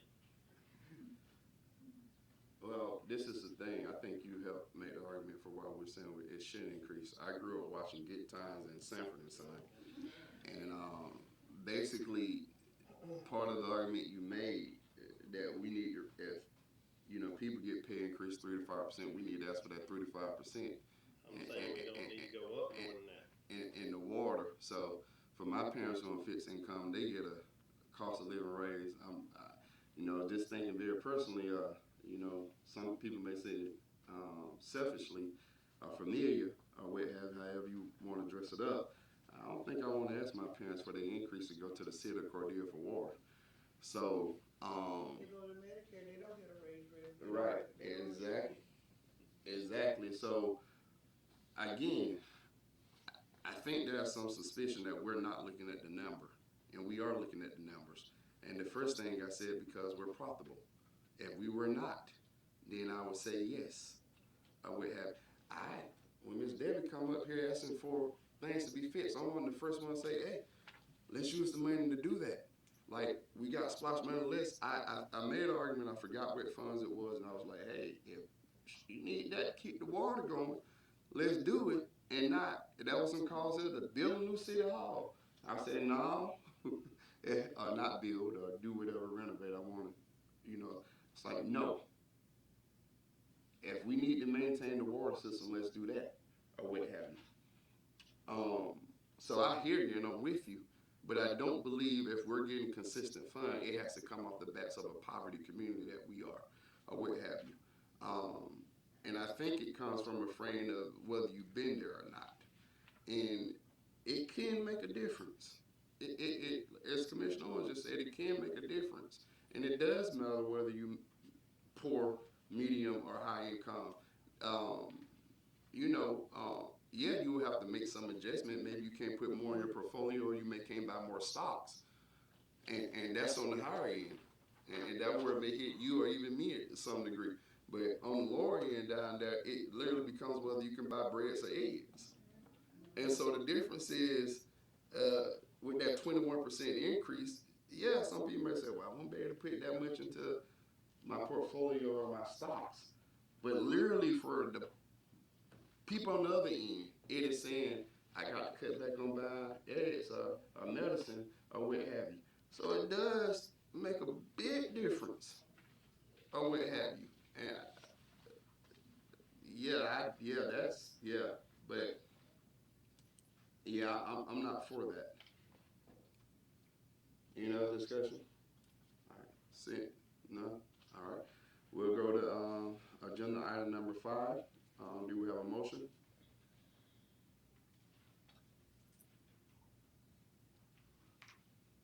No motion for number 5? All right, I will say this, I put this, or I asked for this to be put on the agenda, and this is really funny to me, I'm gonna take chairman's privilege here. I put this on the agenda because I want to talk about, we're talking about raising, and I can't believe it didn't get a motion or a second, but because we're talking about raising fees on the people, or what have you. You know, with the last agenda item. But, Ms. Alexander, you can correct me if I'm wrong. Everybody flatline, if you're a business, you pay $150. So if you're QT, you pay $150 to get your water. And if you're a small business, you pay $150 to get your water. So if we want to add funds to things, the problem is one use a whole lot more water than the other. And we're charging $150 for a small business owner and also $150 for industry. If we want to raise money and raise funds, to me, that's an answer to want to raise funds on the people side. That's the way you, and maybe that's coming from a progressive mindset that I have, or what have you. Yes, ma'am. Mr. Chairman, if I may, Ms. Alexander, can you please confirm that, because Crystal mentioned something about if it's a small business and they own the building? If you own the property, you don't have to pay the cost. Okay, that's what I want to make sure we add that to the For conversation. a large business, if you don't own the property, you have to pay the cost. Okay. So it's still 150, but if it's a company or a small business and they own the business, They don't pay the they do not pay a deposit. Okay. So, I want to just make sure we have clarity, so when, for this discussion, we're taking everything into account. so also, if you own your home, do you have to pay the $60 deposit? No. Okay. If you own the property, you don't have to pay the cost. So this is the thing. Again, we can't do business as usual because business as usual impacts one group versus the other. Who normally went on the building that they run the business in? What income level? And see, that's what they taught me at the institutions I went to critically think, right? I was always conscious, but I was challenged a lot. And so even that is ridiculous because you're still using water. So we're talking about raising funds, which is why we should have had a motion in a second for this. But because I run these meetings, I'm gonna talk about it. And thank the people for electing me to do so. It is ridiculous that at the end of the day, and this is what I mean, we got to learn to throw that playbook away, that government has benefited the power and wealthy, and start looking at how it works for all of us. Because at the end of the day, it is mind-blowing to think that we still provide water services no matter what. But one group get not to pay a deposit and one group has to pay. Then at the same time, we have big industry that only pays $150 when we know what their water bill will look like. And we have a small business that pays $150 too. And if our problem is we need to get more money, in the water department, we need to raise the fee. That's another way. It's more than one way to get to your goal. And if our goal that, now, I'm confused about why we won't take this measure, because I don't think QT with our racetrack or any other, with the traffic coming down there, if we said it's $500, that ain't gonna bother them. They make that in 30 minutes. I go buy enough of them slushes and donuts out there to know. So at the end of the day, at the end of the day, if our goal truly is we want to get more money coming in there, that's a solution. Unless, like most governments do, another hidden goal is to look out for the wealthy and rich and powerful. Because at the end of the day, that don't make sense to me. We didn't even get a motion for this. Mr. Chairman. Yes. So your discussion is with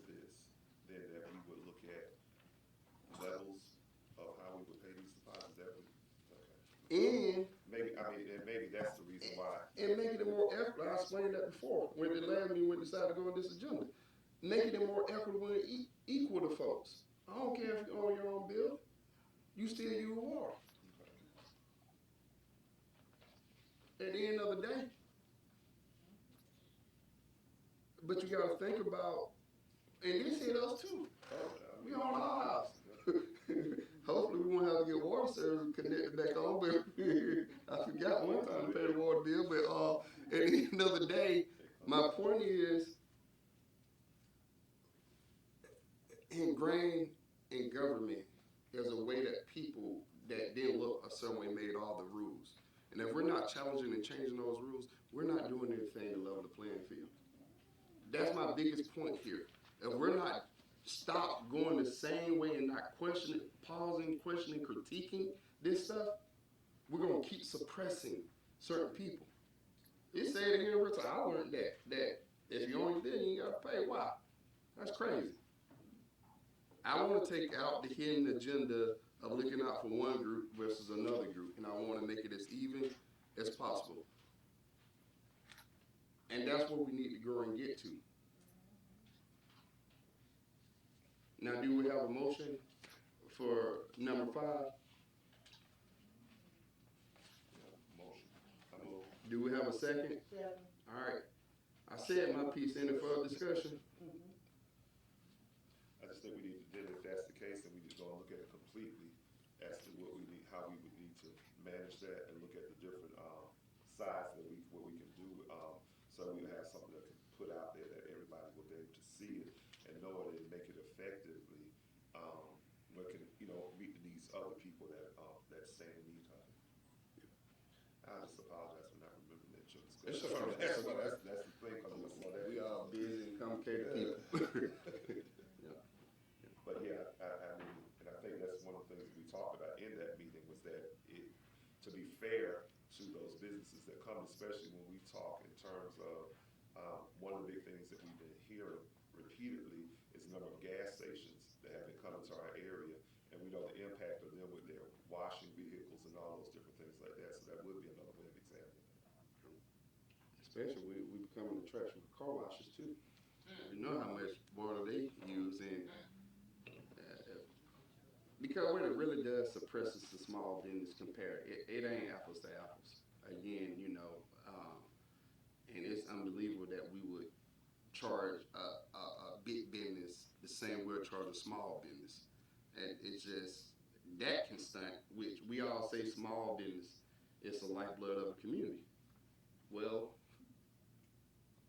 let's put that right, and I'm not necessarily for, we making even seeing the numbers balance it. We making go down on where they call small business and go up where they call big business or what have you. I'm not for trying to say that we just need to get more. I want to look at the numbers and see the numbers, but what I'm going to, in my capacity, protect is people, especially small people and small business.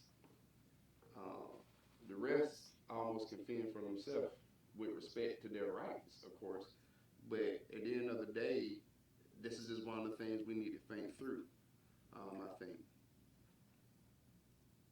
Any other discussion? City Manager, Ms. Alexander, whoever, could y'all let us know what that looks like to have a scale where people are appropriately paying a more equitable scale than what we currently have to help answer some of the problems. If the water meter man's not making enough to go out there and run, this also a solution because it's the same water system, same utilities, or what have you. I'm just not for getting off the backs of the people who are already struggling. All right, move on to agenda item number 6. All right, it's been moved and second that we discuss community development block grant project. All right, any discussion? Mr. Chairman and City Commissioners, meeting was held on, I don't remember the date, I want to say. 25th. 25th, to obtain input on a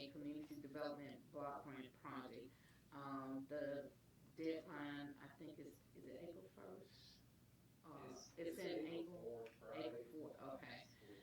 And so, this was placed on the agenda because I know there were various ideas floated around at the, community meeting, and so, this was placed on the agenda in hopes that we could come up with a CDBG project, so that River Valley, would be able to move forward with a project, but also, if a project is selected, then we would need to move forward with selecting the engineer.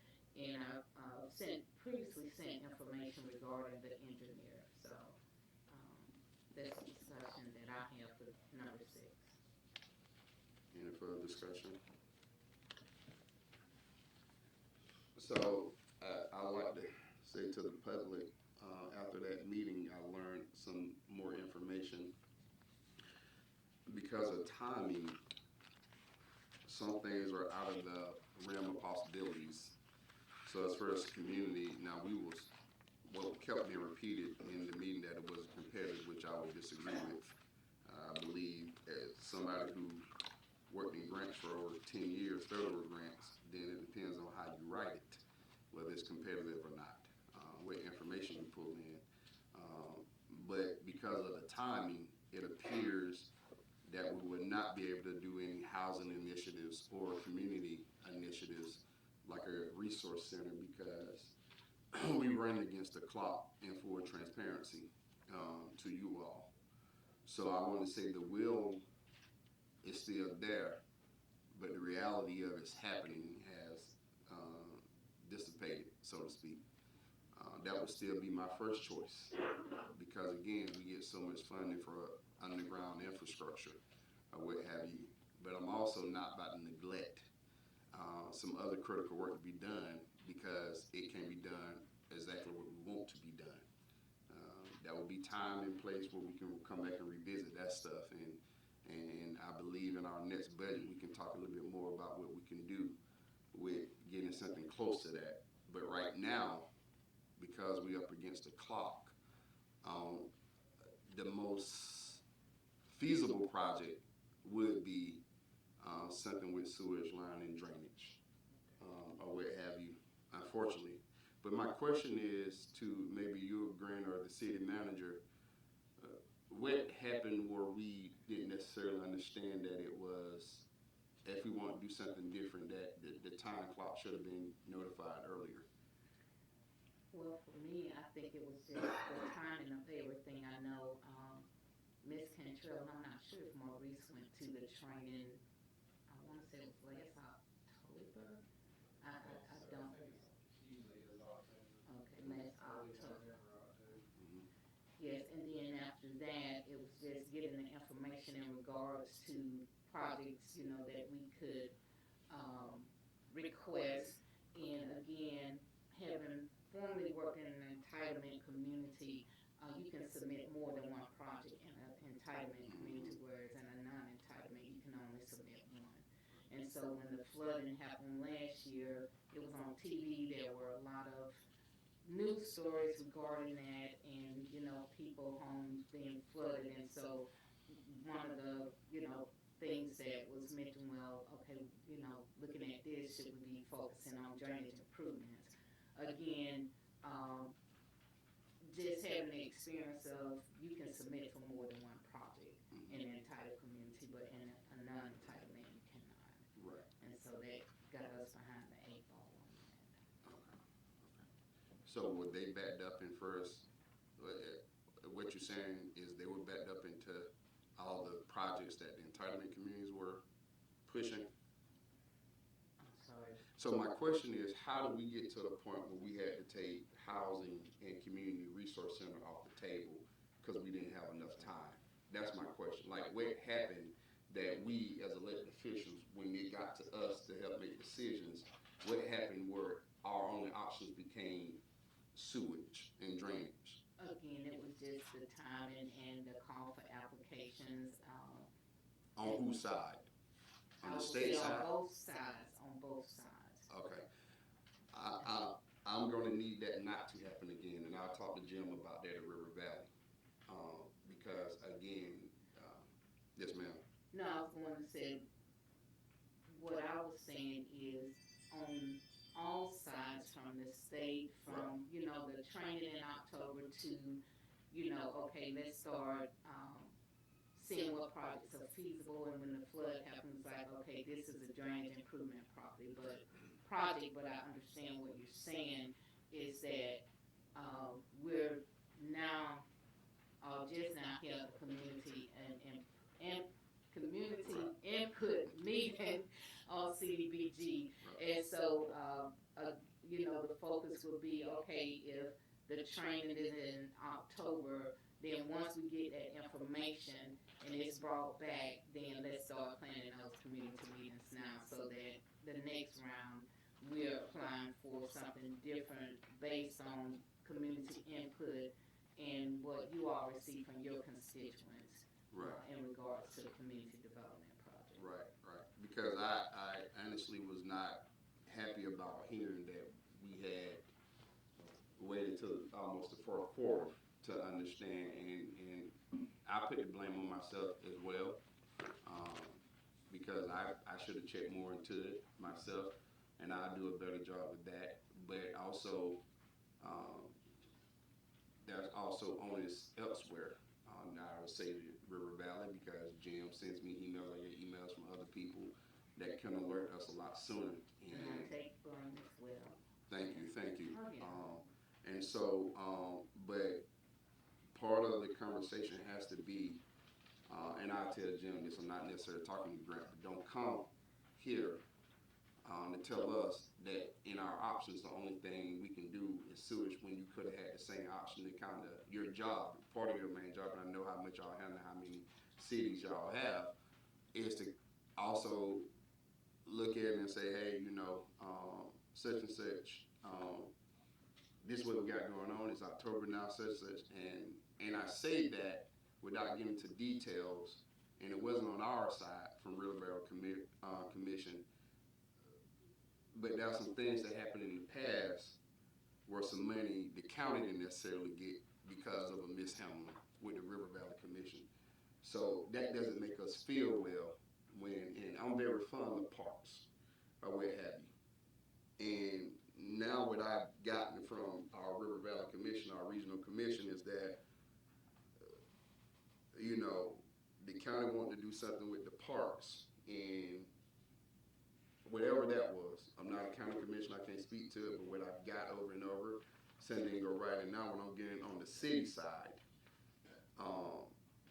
that I believe something could have been managed better to help us as a city understand that when we need to submit projects and when we need to go ahead and start thinking about these projects or what have you, because we're busy, and I'm not taking the owners away from us. I'm asking for shared ownership of this, and I don't want that to happen again, because those funds are really important to how we can develop our community. Yes, ma'am. No, I'll just, like I said, it's on, just all of us working together, because, like I said, when the flooding happened, and, it's like, oh, this would be a great project, and I said, yes, I agree, it would be a great project because of the flooding, but again, just at that time, thinking that we could submit for more than one project. Okay, I understand that. We learn it. Yeah. But I just don't like to be in the same situation next year. We will not. Another situation. Yeah. Any more discussion on community development block grant? Sid, man, what do you need from us specifically? I need, if you all are still okay with the information that was presented on Carter and Sloop, I would need a motion to approve, and I don't have the verbiage in front of me, but to approve Carter and Sloop as the engineers for the community development block grant project. Is that pretty much sums it up, right? Yes, and y'all are wanting to move forward with infrastructure for this year. You don't have a choice. Yeah. That was my whole spiel. We don't have a choice because we want the money. We can get it. Yeah. Yeah. So that be the case, and I make a motion that we go with Carter Sloop as the engineer for the project for the CDBG project. It's a tongue twister, for this year. Second. I Has been probably motion and second that we approve Carter and Sloop for our community development block grant project as the engineers. All right. Any further discussion? Seeing none, we shall proceed to vote. Commissioner Owens? Yes. Commissioner Shepherd? Yes. Yes. I'll make it a 3 vote. Thank you. You're welcome. All right. That concludes our, well, I guess you said through number 8. That was the motion. So I guess we'll go with our city manager report, then our city attorney report, then sorry, department heads. To push y'all back so late. But that I gotta obey what the amendment agenda was. I would have had a 1 through 6, but then y'all go then. And if you will give me just a few minutes to Yep. queue up my report because I had it set for department head. Just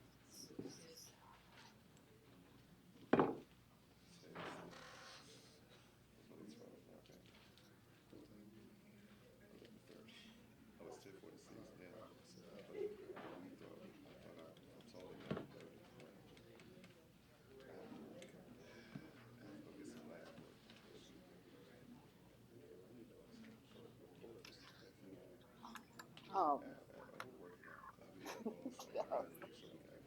Okay. Good morning again, and Bobby's going to work on getting that screen up. But city manager report for March 4th, 2025. The first.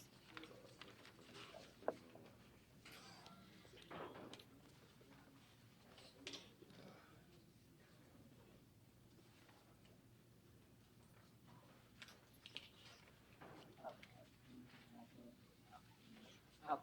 All right. The first thing in my report. See ya. Oh no, you're good.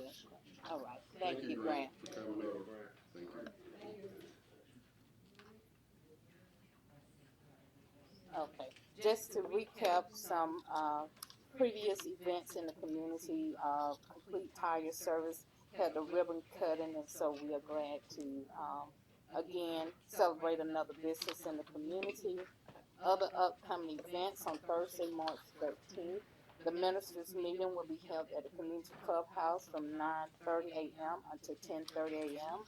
Again, this is for our faith-based organizations, but all are invited to attend.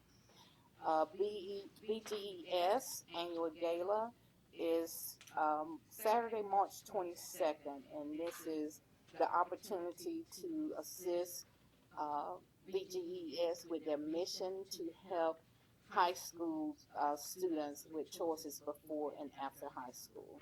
And again, that event will be held on March 22nd at 8 p.m.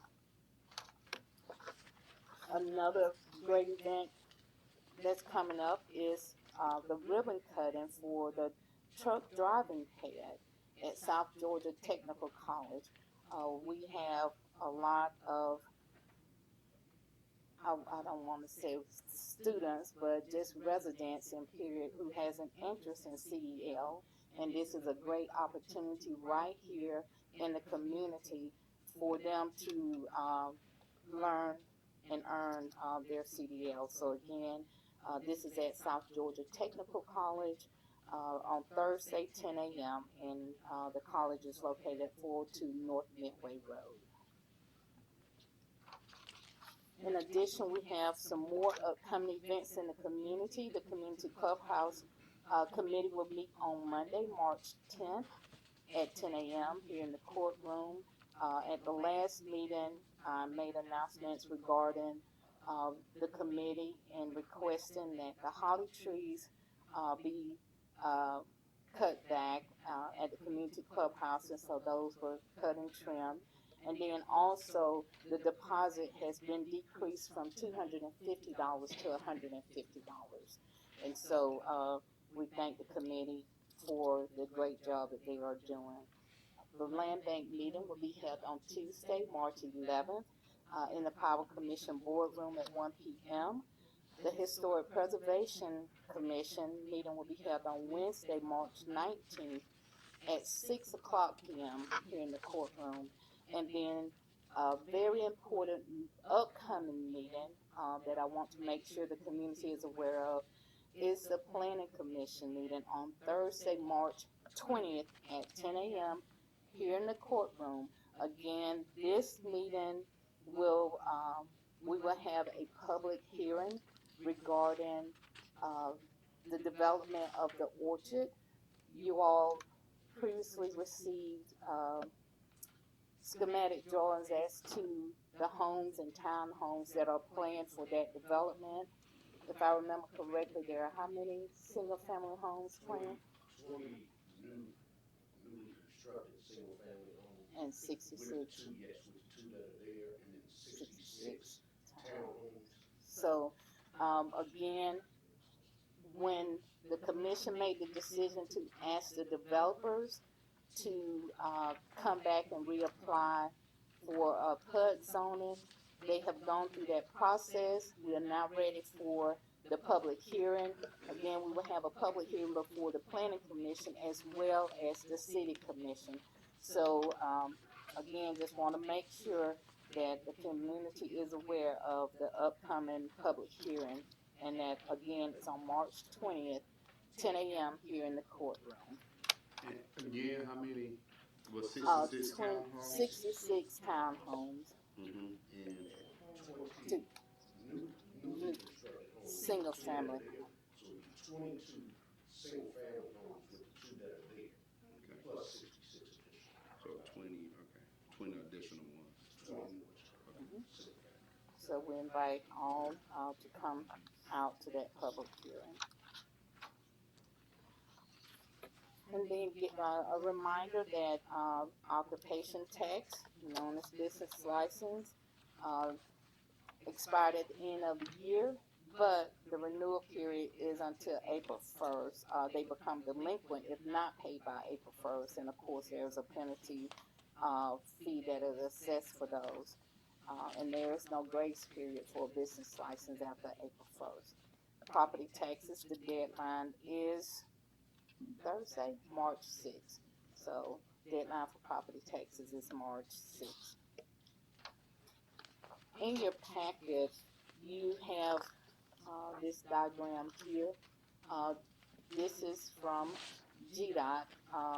They will be replacing the bridge on Frontage Road, and so they are requesting approval for the detour that is highlighted on the diagram. You will see that the detour is 300 to Old Hatley Road, and then back to Frontage Road, and they have reached out to the school system regarding any concerns that they may have, and also I'll be listing the contact information for Racetrack because they are planning a development here on at 300, and so we want to make sure that they are aware of this as well. And so again, I would like to request approval for the detour that that GDOT provided for the bridge replacement on Frontage Road.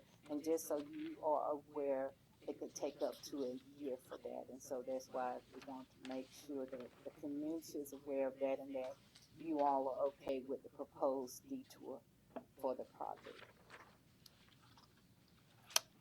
And I will come back to that for approval. And the last item is that you have my a listing of meetings and events that I attended in February. And also I will be sending an email because we will need to schedule hearings for the 5 businesses that were caught in the raid or the operation last week selling alcohol to minors. There is an ordinance, in the ordinance there is a section on addressing when things happen like that in the community. And so I will send out dates for a public hearing, whether it's at the next city commission meeting or at a different time. And that's all that I have in my report. And so at this time I would like to Mr. Chairman, ask for approval for the proposed detour for GDOT. All right, motion, Commissioners? It's been properly moved and second that we approve the proposed plan of the GDOT to recircumvent traffic, I guess. All right. Yes. Any further discussion? All right. Seeing none, shall proceed to vote. Commissioner Owens? Yes. Commissioner Shepherd? Yes. Yes. All right. 3 votes. Have it. All right, Teresa? thank you. And that's all I have unless there are questions. Any questions? Thank you. All right. Thank you. All right. City Attorney? Mr. Chairman, I would respectfully request a, executive session on litigation. I may want to do that after the property is. Okay, that'll work.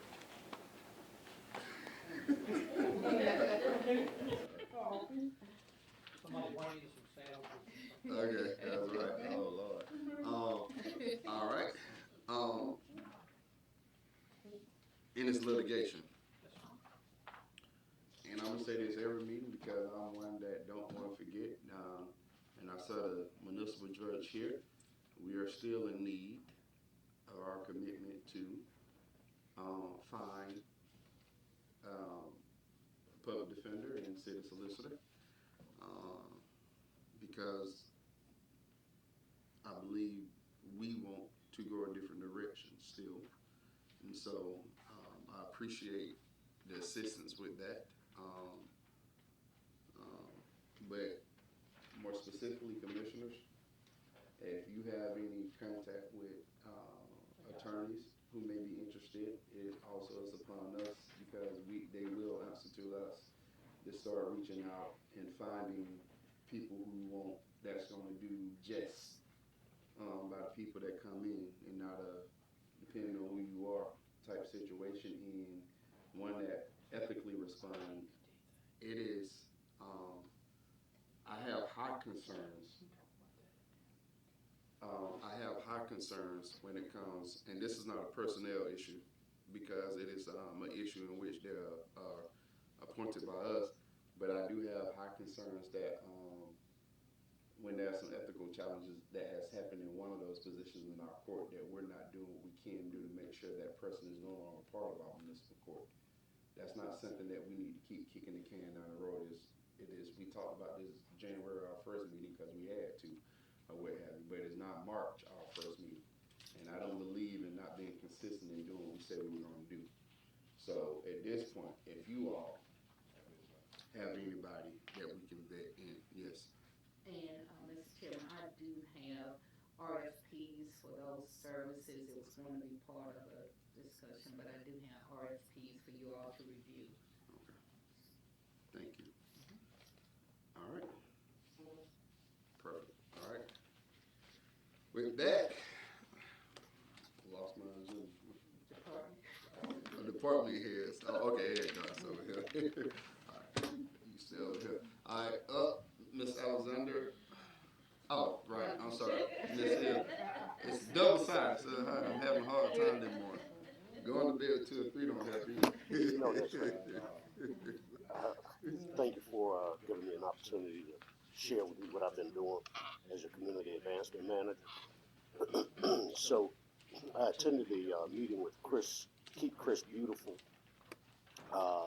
back on February the 19th to talk about how we could collaborate with them, with the land bank, on trying to beautify some of the areas of the city. Met with DDA and Main Street along with River Valley also on the 19th to go over the downtown redevelopment plan. There are 3 areas. We identified what those areas are, and there was an existing plan, so we looked through the plan to figure out what we needed to keep, what we needed to take out, and then what we needed to add, so that we had a comprehensive plan. That would include everything from 16th Street down past the hospital, because it's 3 different sections. That section, 16th Avenue, I'm sorry. But from where the clubhouse is to downtown, and then from City Hall essentially to the hospital and just past the hospital. So we identified things like bike paths, things that would start to attract dollars to the city. And downtown redevelopment was one of the other things. The next thing was I put together a stakeholders meeting for the State Office of Rural Health on the 21st. That meeting went very well, and it was really to be informative. One, to introduce the community to that organization, which I will talk to the city manager, and I'll have her come and talk to you specifically in the community about what they do. But the other thing was that in these meetings, I heard of things that people need. One was the fire department, so I made sure that the fire department was there and they could understand the process by which that organization gets funds to be able to assist. So that was the nature of that initial meeting. And what's good is that the executive director has consented to do multiple meetings. So, but my focus was to try to get as many of the large entities together to try and acquire as many dollars, just like we're looking at CDBG. If they have a $4 million budget, then that's who I need at the table, so that even if we look at trickle down, we're looking at being able to bring in large amounts of money through this organization, with them showing us how to acquire those funds.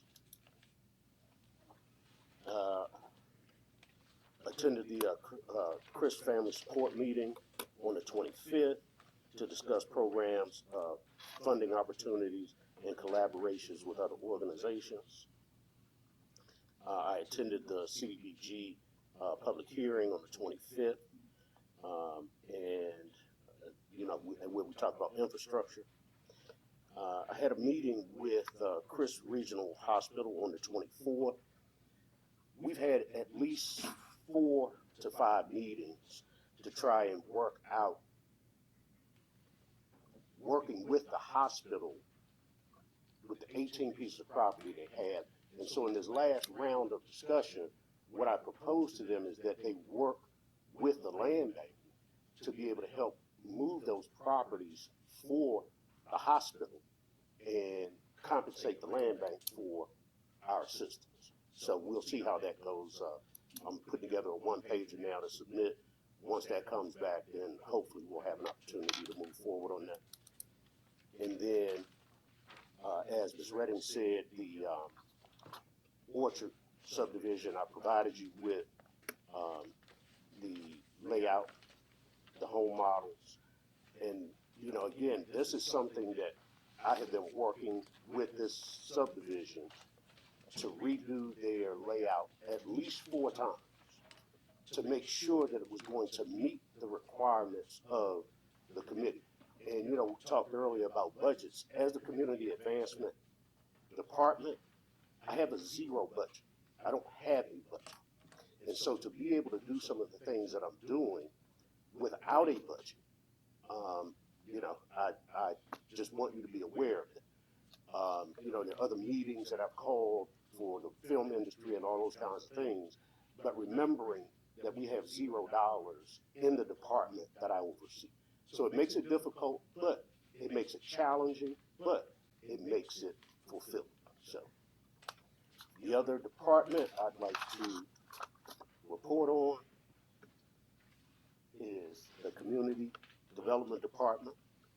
And I thank Ms. Irene for being able to work with her for the year that I've been here. So the Historic Preservation meeting, as Ms. Redding said, is on the 19th at 6 o'clock. We are going to be talking about,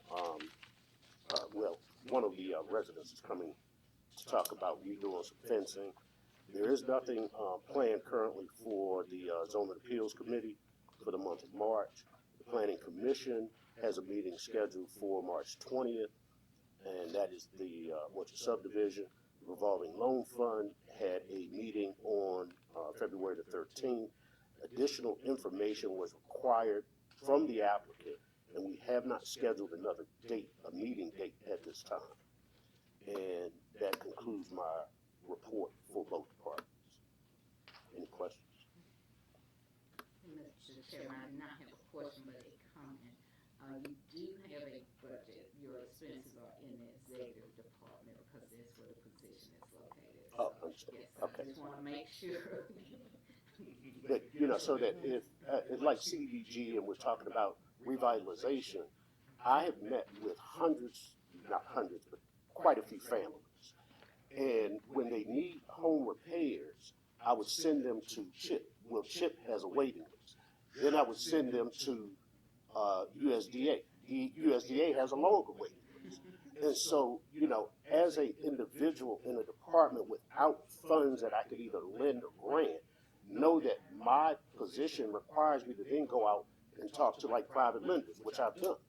But if the individual's either property can't sustain the loan or the individual can't acquire the loan, then it makes it even more difficult. So I've even come up with some answers to that or some possibilities. So know that in my position, without having funding that I can just dole out, I have to be extremely creative, and every day I come in here to try and make these things happen. So again, if there's any questions, I'll be happy to entertain.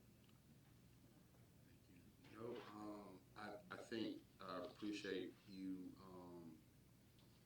in the ground running.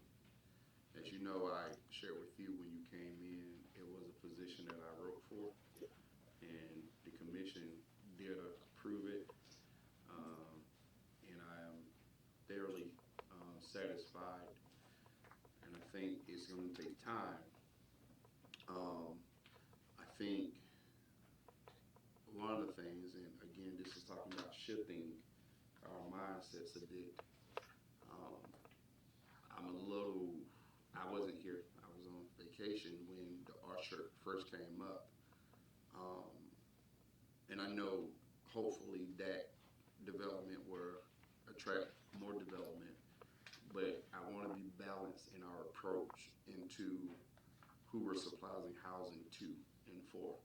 Because, you know, when we talk about the hospital, we're talking about on the east side of town, then, and I'm not saying nothing's happening on the west side because I know what you're doing, but this is more to the commissioners and the public.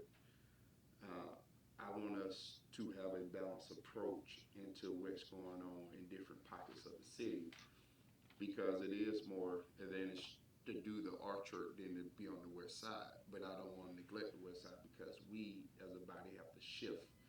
And that's what I mean when I talk about we didn't just get these seats to keep doing the same thing. If we did, then the same people would have been sitting here in these seats that were sitting here 4 years ago or what have you.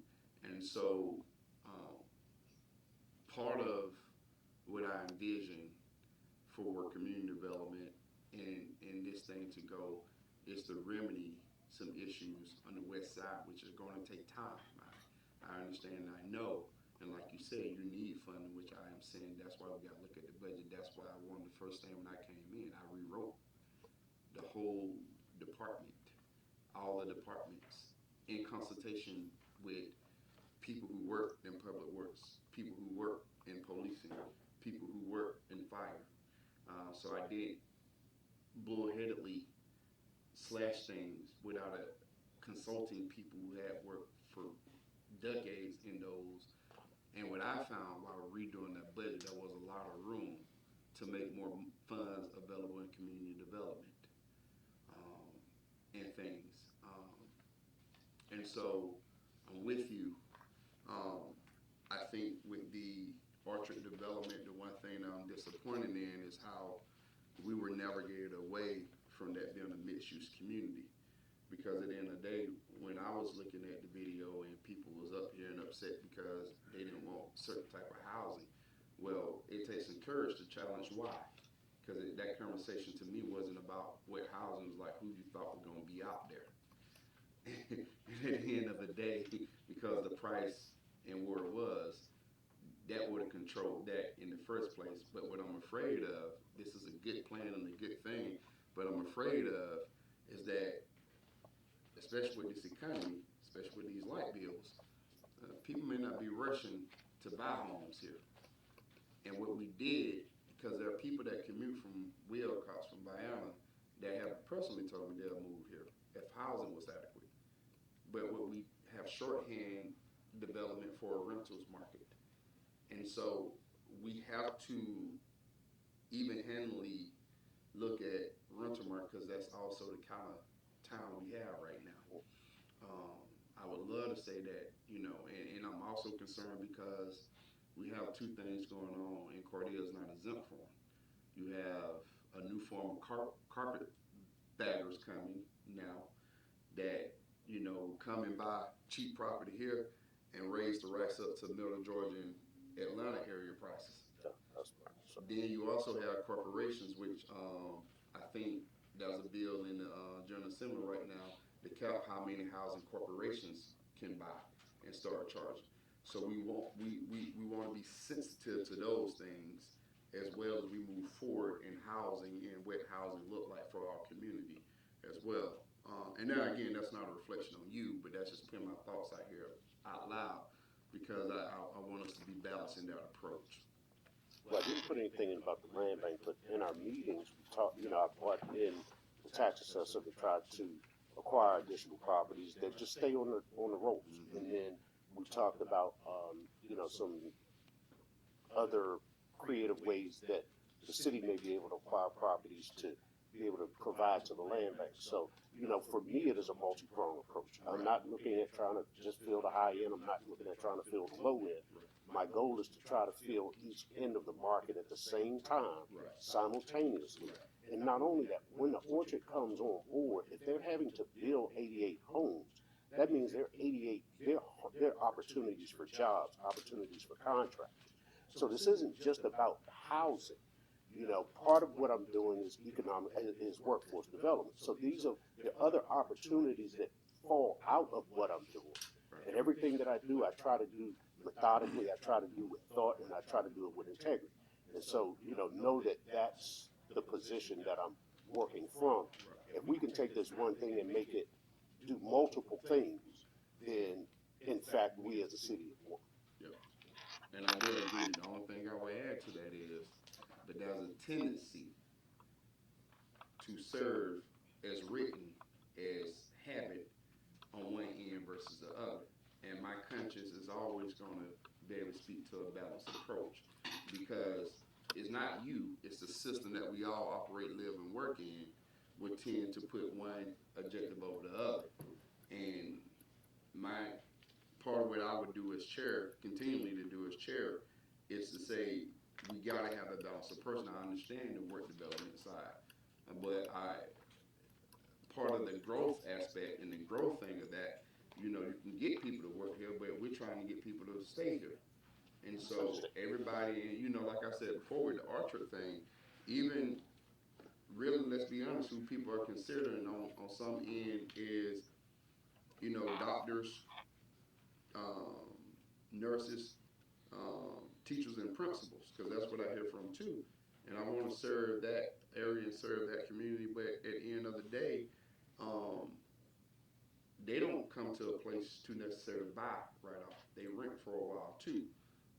I've got friends that are doctors and nurses. I got a big group of friends that are nurses. That's where I do all the traveling with. That's why I feel secure when I travel. If I heard a break, I'm in good hands. But at the end of the day, they're renters too. And so I don't want us to shoot ourselves in the foot thinking that people are going to buy. And that's why I brought up the corporation and the carpetbaggers thing, because we will put ourselves in a position where if we're serving to that end, then, you know, we still haven't fully corrected the problem of housing and serving the need, because that's a whole nother thing that I unfortunately play on a social worker role, because this commission didn't approve it. What I'm trying to work in is developing nonprofits to be able to do some of those things for credit recovery, credit repair. And we have all them things going on, but the face of it doesn't serve who needs it sometimes. And so that's a cultural competency that's lacking. And so unfortunately, they won't pull certain ones us in that can attract the people who need it all the time.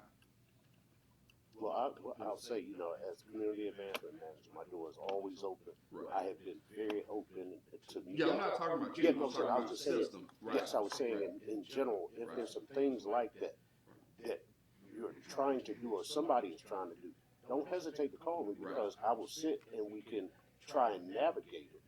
But I only work from what I have, and that is these things that I'm working on to try and bring in the resources, try to bring in, you know, the things that we need. But if there are other things that people had have in mind. Still have to go through the city manager, because that's who I work for, but at the end of the day, my door is open to have that discussion, and if nobody comes in the door, then I only got what I got. Well, that's why I'm giving it to you now, Yes, sir. because you got it now. And I don't have to come to your door, and I do at times, not saying I do, but I also can tell you at this meeting here because I speak on behalf of the people. So you may not have 10 people coming in because they're working, but when the chairman or commissioner or the commissioner Sherpa said, we'll speak in most of the time on behalf of people or what have you in their needs. So it may not come to you in a package of people because we're representing the people or what have you. That's why I'm having this conversation now or whatever, because that's what I'm constantly getting. But I'm here and I'm with you, and I've been advocating for a bigger, robust budget in community development or what have you. So, but we can talk about that. You know, I'll call you if I need you, and we'll talk about it and check things out. But yeah, thank you. All right. Now, that's Ms. Alexander, Finance. Good morning. Sales tax collection for the month of February was $420,580.30. That's what we got for February. And I would also like to announce that we have hired an accounting clerk. Her name is Shamika Fairfax. She brings 16 years of experience. She worked for the City of Americas and the City of Unadilla. And we're very happy to have her. That's all I have. Thank you. Sound like a nice account name. Somebody you can trust with your money. She's doing a great job. Okay, meet her. All right. Thank you so much. Thank you. All right. All right. Thank you, sir. Good morning to you. Good morning. Is it still morning? It is right now. Getting down. It's lit. Okay, sorry. I want to start briefly by saying, police officers and firefighters run a lot of calls together, so we get pretty close and we have healthy rivalries. And so I want to point out that because of the video board, the fire department's gotten about 2 hours of free publicity there, Chief, so I just want to make sure you knew that. The reporting period is January 28th through February 25th. We had 61 total calls for service, 3 smoke scares, 1 grass fire, 28 EMS calls, 11 motor vehicle accidents, 1 vehicle fire, 2 structure fires, and 15 that were other or false alarms. On department news, we attended the Public Safety Roundtable. That's just our community partners getting together. The next meeting will be at the end of March, and we'll be going and taking railroad safety classes as part of that meeting. I did attend the meeting that Maurice set up with the State Office of Rural Health. That was on the 21st. We met with Executive Director Nita Ham. Coming out of that meeting, I reached out to Noel Williams, who's our state representative, requested some money to purchase new AEDs. Our current AEDs are at the end of life, and he did agree to send that to the Appropriations Committee. So hopefully we'll get something positive out of that. I also attended the Regional Traffic Incident Management meeting, the TIMS meeting. And then finally, our live fire burn building is complete. I did want to point out a few things, which is important. The concrete pad that you see was poured and leveled by Streets Department and by firefighters. Public Works came out and leveled the ground before that. Firefighters built the pavilion. Firefighters cut and welded the doors and the windows on the Connex boxes. Griffin Construction helped us move some of those boxes into place. Express Disposal donated an old dumpster that we were able to turn into a burn box that you'll see in the video. And so when I started this project, I quoted out the 2 boxes that you see. If we went through an independent company, those 2 boxes delivered and set up, nothing else, was going to be $170,000. We were able to do the total project for less than $25,000, as you see it. So we did that with a lot of labor, and we're proud of that. We'll play the video real quick. Before we do that, I want to thank Rick Small. I don't give Rick enough credit. I use his expertise all the time. When you see our Facebook posts, I'll call Rick and say, hey, I got an idea. Can you put something together? And he always does. And then when I called him and said, we're gonna do our first burn, you wanna come out here and take some pictures? Not only did he take pictures, he put this video together, which was really awesome. Appreciate it, Rick. And I don't know if the volume's up on this. It's, it should be tested before the meeting.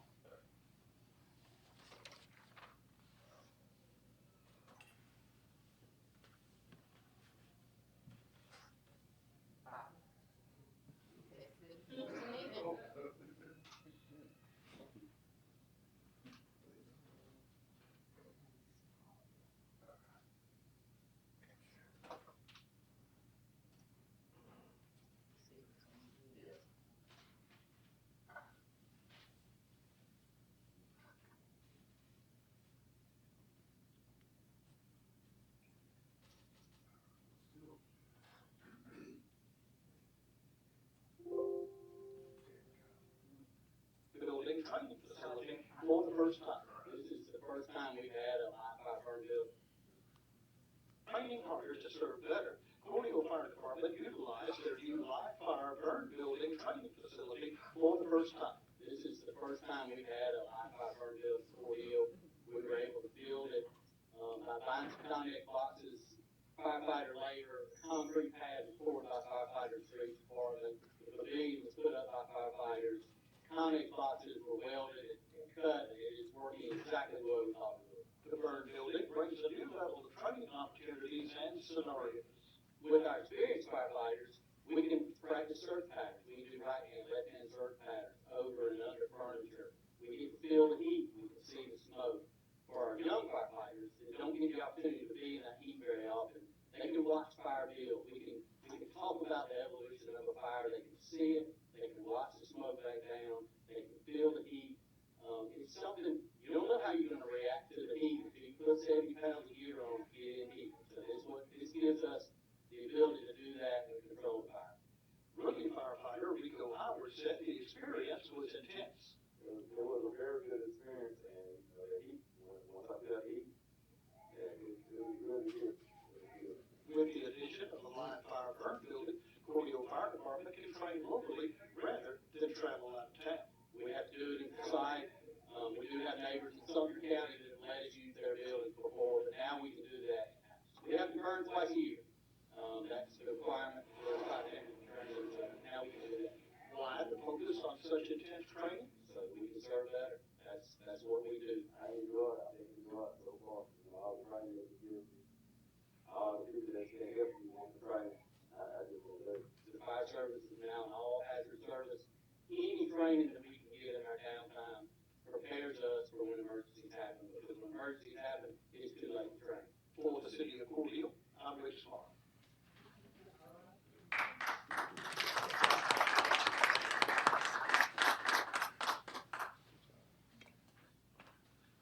Sir, thank you for that. When I talk about innovative and creative, that's exactly what I'm talking about. And to be able to take in, and I know that exists in this city. And that's exactly what I'm talking about. Exactly that thing. Because, I mean, you found a way to get something really reduced. And you're going to save us money on the back end because, all this chatter about we over the counter, which is a lie and all that, and we went into our fund balance. But we did it to be able to afford things for the fire department, police department, and appropriately pay people what they to be competitive. But that being innovative and creative in that way is exactly what I talk about, not only just in the department, but throughout the whole city. I love container places. I go to cities and they're using those containers now for like fun parks, restaurants, all that stuff, and I love them. I found one to see because what they do, they leverage the playing field where you can do something nice, creative with less, and still in a safe and fun and aesthetically pleasing way, or what have you. So thank you for being innovative. I kind of feel like that's some slick competition between you and the police chief there, and I love it because iron sharpens iron, and I love to see that. So thank you for that, yes sir. Thank you. One question I have for you, when you talk about AEDs, Yes. how many were we, where are we at with the have one on every emergency vehicle and one in our 3 administrative vehicles. So what I've done, that's 6 total. What I did was purchase 2 out of our budget, one for engine 1, one for engine 2, because those trucks are always going to be on scene. What we did was buy AEDs that are the same as what county EMS use. And the reason we did that is because when we run calls, we're usually there first, we're using our pads. They can just give us a set of pads. They're going to charge that patient anyway.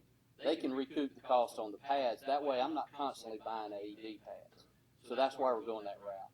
With the grant, we'll buy 4 more. We'll put one on ladder 1, and we'll put one in our 3 administrative vehicles. The current AEDs are working. They're almost obsolete, and I can't buy pads anymore. So the pads that I have now are the last ones. So we just need to upgrade, and then we'll be comparable with county EMS. Okay? Thank you, sir. Thanks.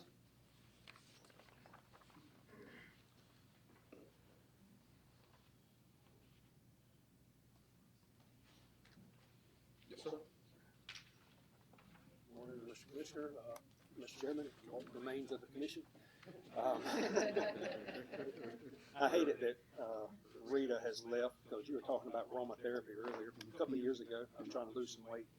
Every time I'd walk through there, she'd have a plug-in or scent or whatever it was, and it smelled like a strawberry shortcake. And my stomach was so, you're killing me, you're trying to sabotage it. So that leads into my first thing here. We have hired a temporary administrative assistant to sit in that seat, though she is certainly not filling Rita's shoes. We have been taking in-house applications as well as external applications for that position, and look to fill it soon.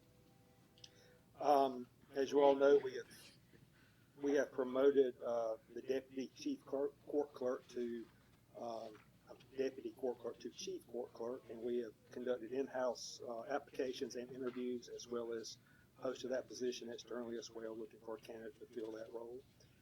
And as Sonia mentioned, we have held interviews and extended conditional offers of employment, as well as hiring Shamika Fairfax in the finance department as our accounting clerk. With the promotion of Ms. Alexander to finance director, we are now, or we have been accepting applications for the senior accountant position. We look to fill that. Matter of fact, Sonia has sent me a conditional offer on that. We're looking to fill it beginning yesterday. And let's see, we've filled a water and sewer technician in our water and sewer department, as well as conducted interviews for our vacant community development specialist position. And as you know, we have received the retirement notice of our accounts payable clerk on February the 14th. That was effective this past Friday, so we wish Gay well in her retirement, and we have accepted in-house applications on that and looking to post it externally as well. And that's all I have, unless you have any questions. No questions from you. Any questions? No. Thank you for your explanation of one of my email about hiring then. And Let's get together sometime. yeah, we'll talk to them. All right. Thank you. All right. All right. Next is municipal court. Ms. Nance, how you doing this morning? Good, good.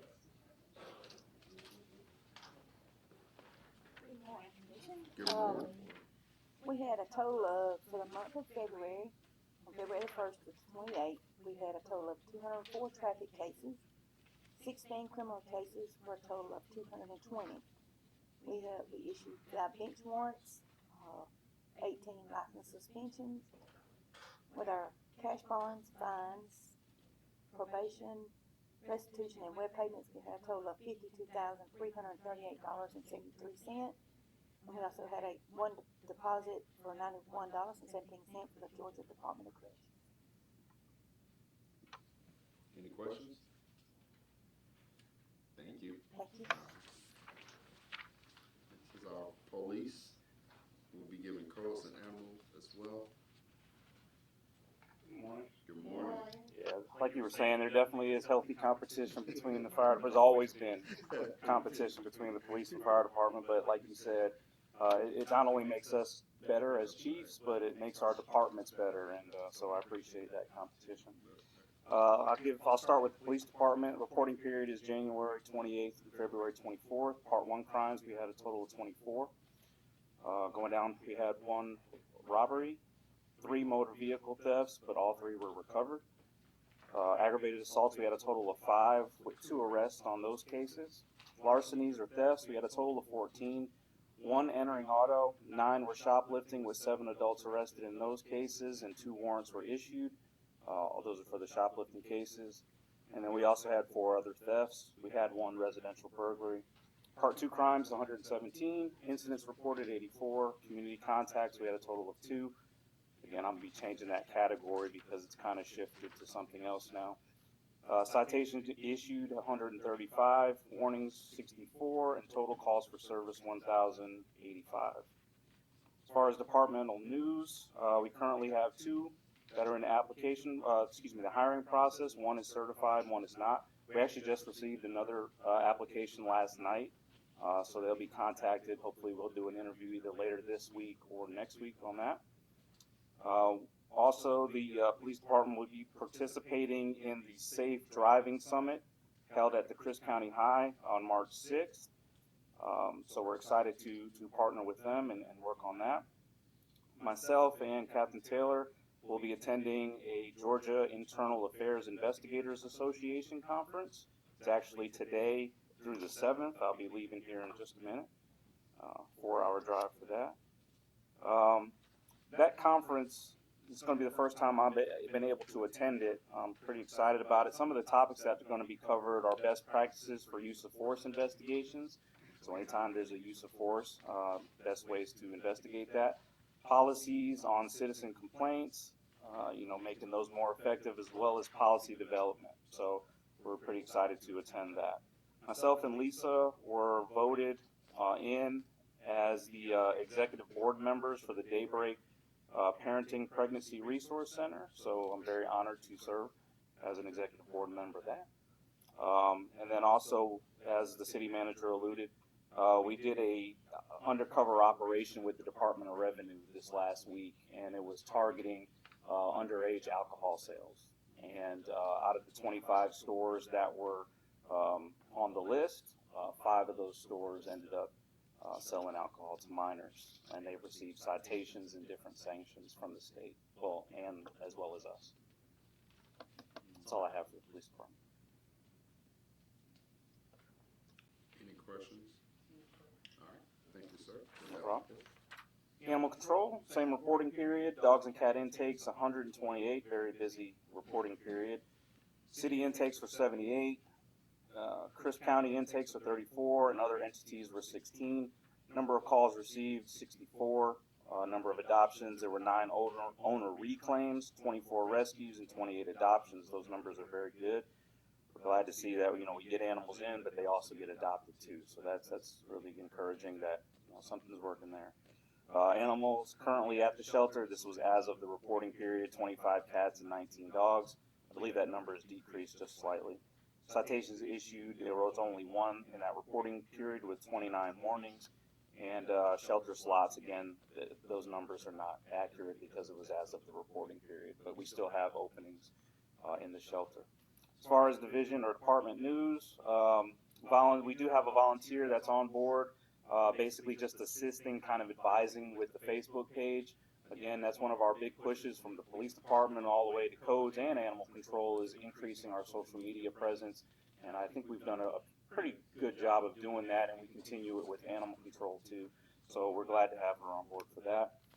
We also just continue to appreciate, I guess, the support that we received from the community and different entities. We received a large food donation, dog food donation from the Judicial Alternatives of Georgia, the JAG, probation, as well as the CSRA probation and Tractor Supply. And we are in a program with Tractor Supply, the local one here, that people can actually drop off donations there. They don't necessarily have to come to the shelter. So we're excited about those partnerships. That's all I have for animal control. Any questions for animal control? And finally, codes. Same reporting period. Abandoned vehicles, we had 1. Inspections, 1. Tampering with utilities and property, we had a total of 3.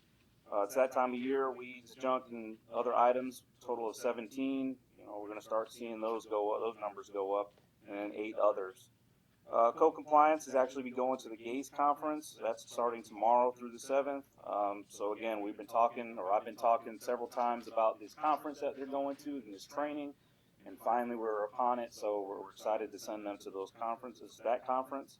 Also, the Codes Compliance Division also facilitated another residential blighted demolition.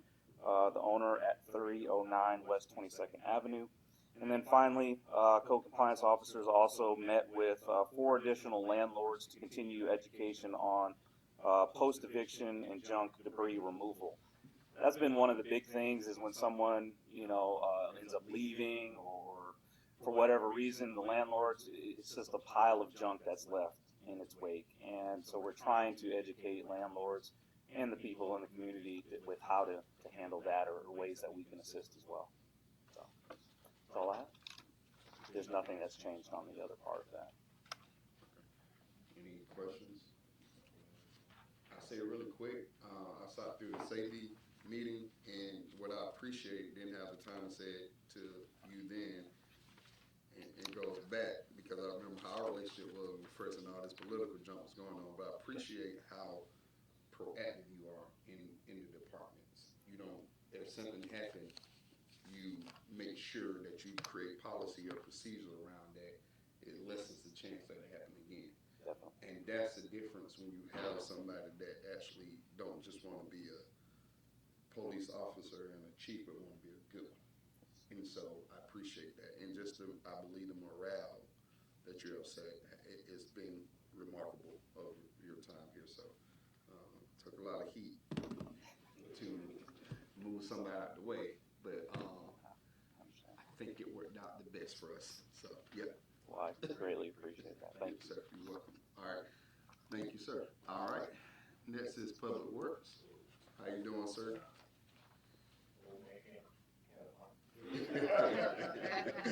Good. I only have 2 things. On 20th Avenue, 37 and 7 and 8 Street, the wall, the ditch shape, they put a wall there.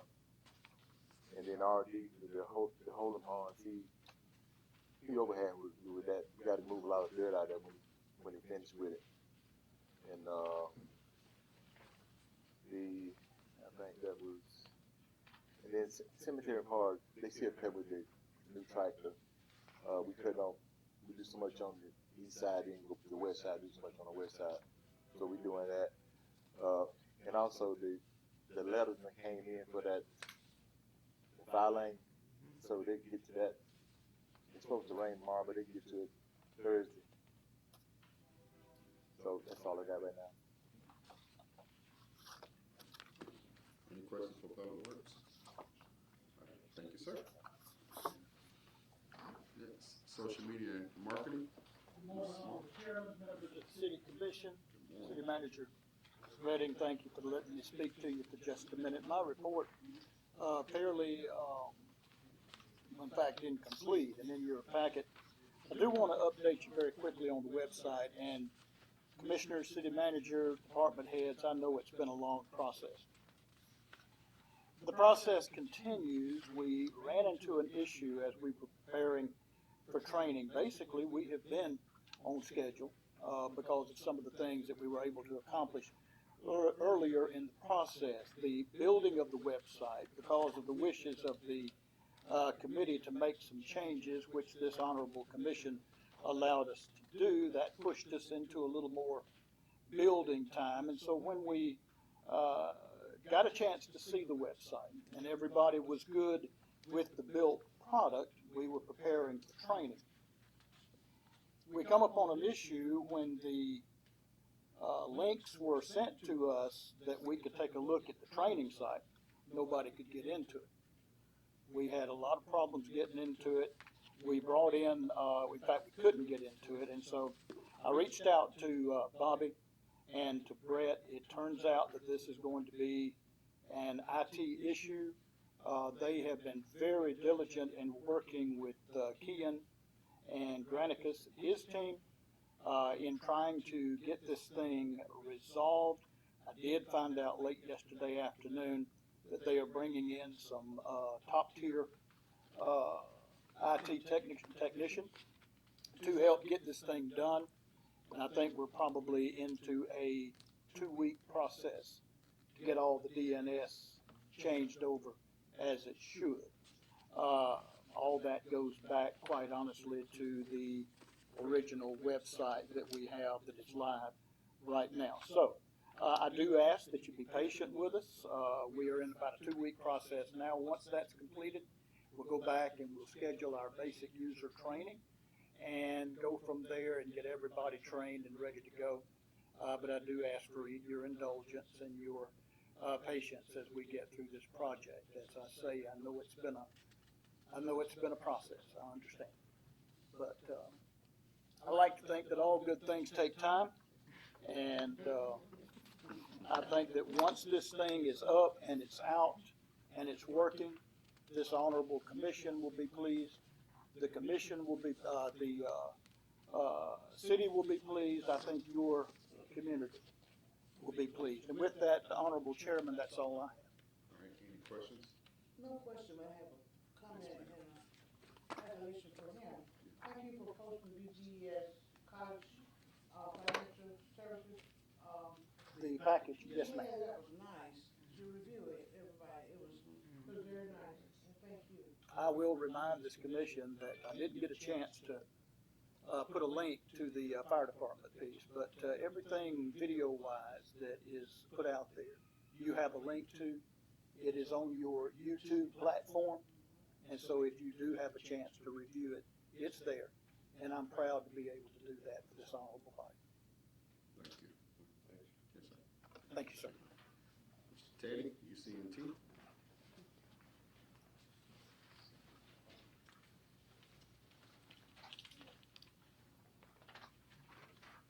Good morning. Good morning, y'all.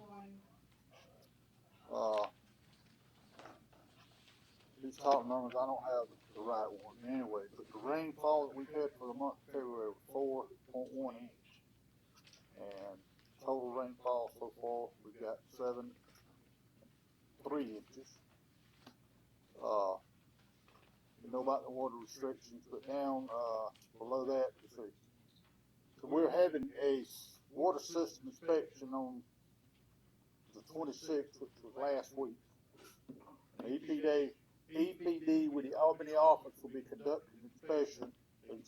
Everything went well. We had one problem that we knew it. We had other problems we were working on, but they beat us to the well side, but we was working on it and had it fixed before we got back to the plant. So everything was good on that, and had a fluoride inspection on February the 24th, and everything was found to be in order on the fluoride inspection. So that's all we have today. Thank you, Mr. Teddy. As always. Any questions? Thank you, sir. So it's IT. Last but not least. That's right. The last shall become the first. That's right. So we have a brief report for you here. This past week we had Joe Riggs, who's IT service manager, come with us. Bobby and myself worked with all the departments to go to every department. We touched every device. We visited all the sites, and in doing that, we did 2 important things. One is we installed a cloud-based remote monitoring and management software package that allows IT support staff to remotely do certain things like patching, security updates, remote access to assist people with their troubles. And what we'll roll something out to the city personnel to show them how this will take place. They'll get an alert on their computer, and they can click yes or no to give access to the IT service support staff, those type things. Also, we installed a cloud-based cybersecurity platform that uses AI to produce or provide advanced monitoring of endpoints. It's primarily focused on responding to malware or threats to devices that are on our network. We did a complete device inventory, which will be helpful in future budget preparations. Like, for example, you can sort the devices by oldest to newest, or what has expiring or outdated operating systems, and many other things. Who's the last person that logged into it? So it's a useful tool. We touched 97 devices is what we touched. Now, you're probably aware that we have devices that have been turned in, and we have a process we're working on to set up a process to surplus. And we'll come back to you with the devices to dispose of in the proper fashion at a later date. But we've set up a room to work on that and a storage location for non-critical data, in other words, just hardware. Okay. Also, this happened recently. This happened Monday. Bobby worked with Echo to do an initial turn-up of the internet speed, and we'll roll that out through this facility and the remote sites we've been to, and we'll test that. Just in the initial rollout, there's a 300% increase in the bandwidth for those locations, but that's where Echo has restriction on the pipe coming in. So eventually, they'll continue to open that up more and more, and we anticipate that we'll have probably a 500% increase in the speed to our devices. Upcoming, we have a telecommunications network engineer, John Amons. He's awesome. He goes all over the country evaluating networks, and he's going to work with Bobby and myself and the department heads to go to evaluate all the remote sites. You might be aware there's some connectivity issues at Animal Shelter. We want to look at that, and we've previously done some testing with the fire department where it's inadequate connectivity to continue on-site training. So we're looking to make whatever necessary changes there are to make it where they can watch any training videos on-site, and there's no spooling, there's no issues with that. The areas we'll focus on is the animal shelter, wastewater, both fire stations, and public works, the remote sites. And the DNS issue, which I'm glad Rick brought up, essentially you could say that the website got caught up in our transition, right? Because we're going from a provider, GoDaddy, to another provider, Total Time Up. And our team tells me that the time frame that Rick told you, 2 weeks, is a good time frame to get that all in place. They told me it's a simple process, and so I wrote it out, and it's 4 pages long. So it's simple to them, right? Right. And that's what I have for you, if you have any questions for me. Any questions? Thank you, sir, for troubleshooting issues. Everybody, thank you. All right. With that, that concludes our regular agenda. I think that was a request for us to go into executive session on behalf of litigation for litigation. Do we have a motion to go into executive session for litigation? It's been properly moved and second that we go into executive session for the purpose of litigation. All right.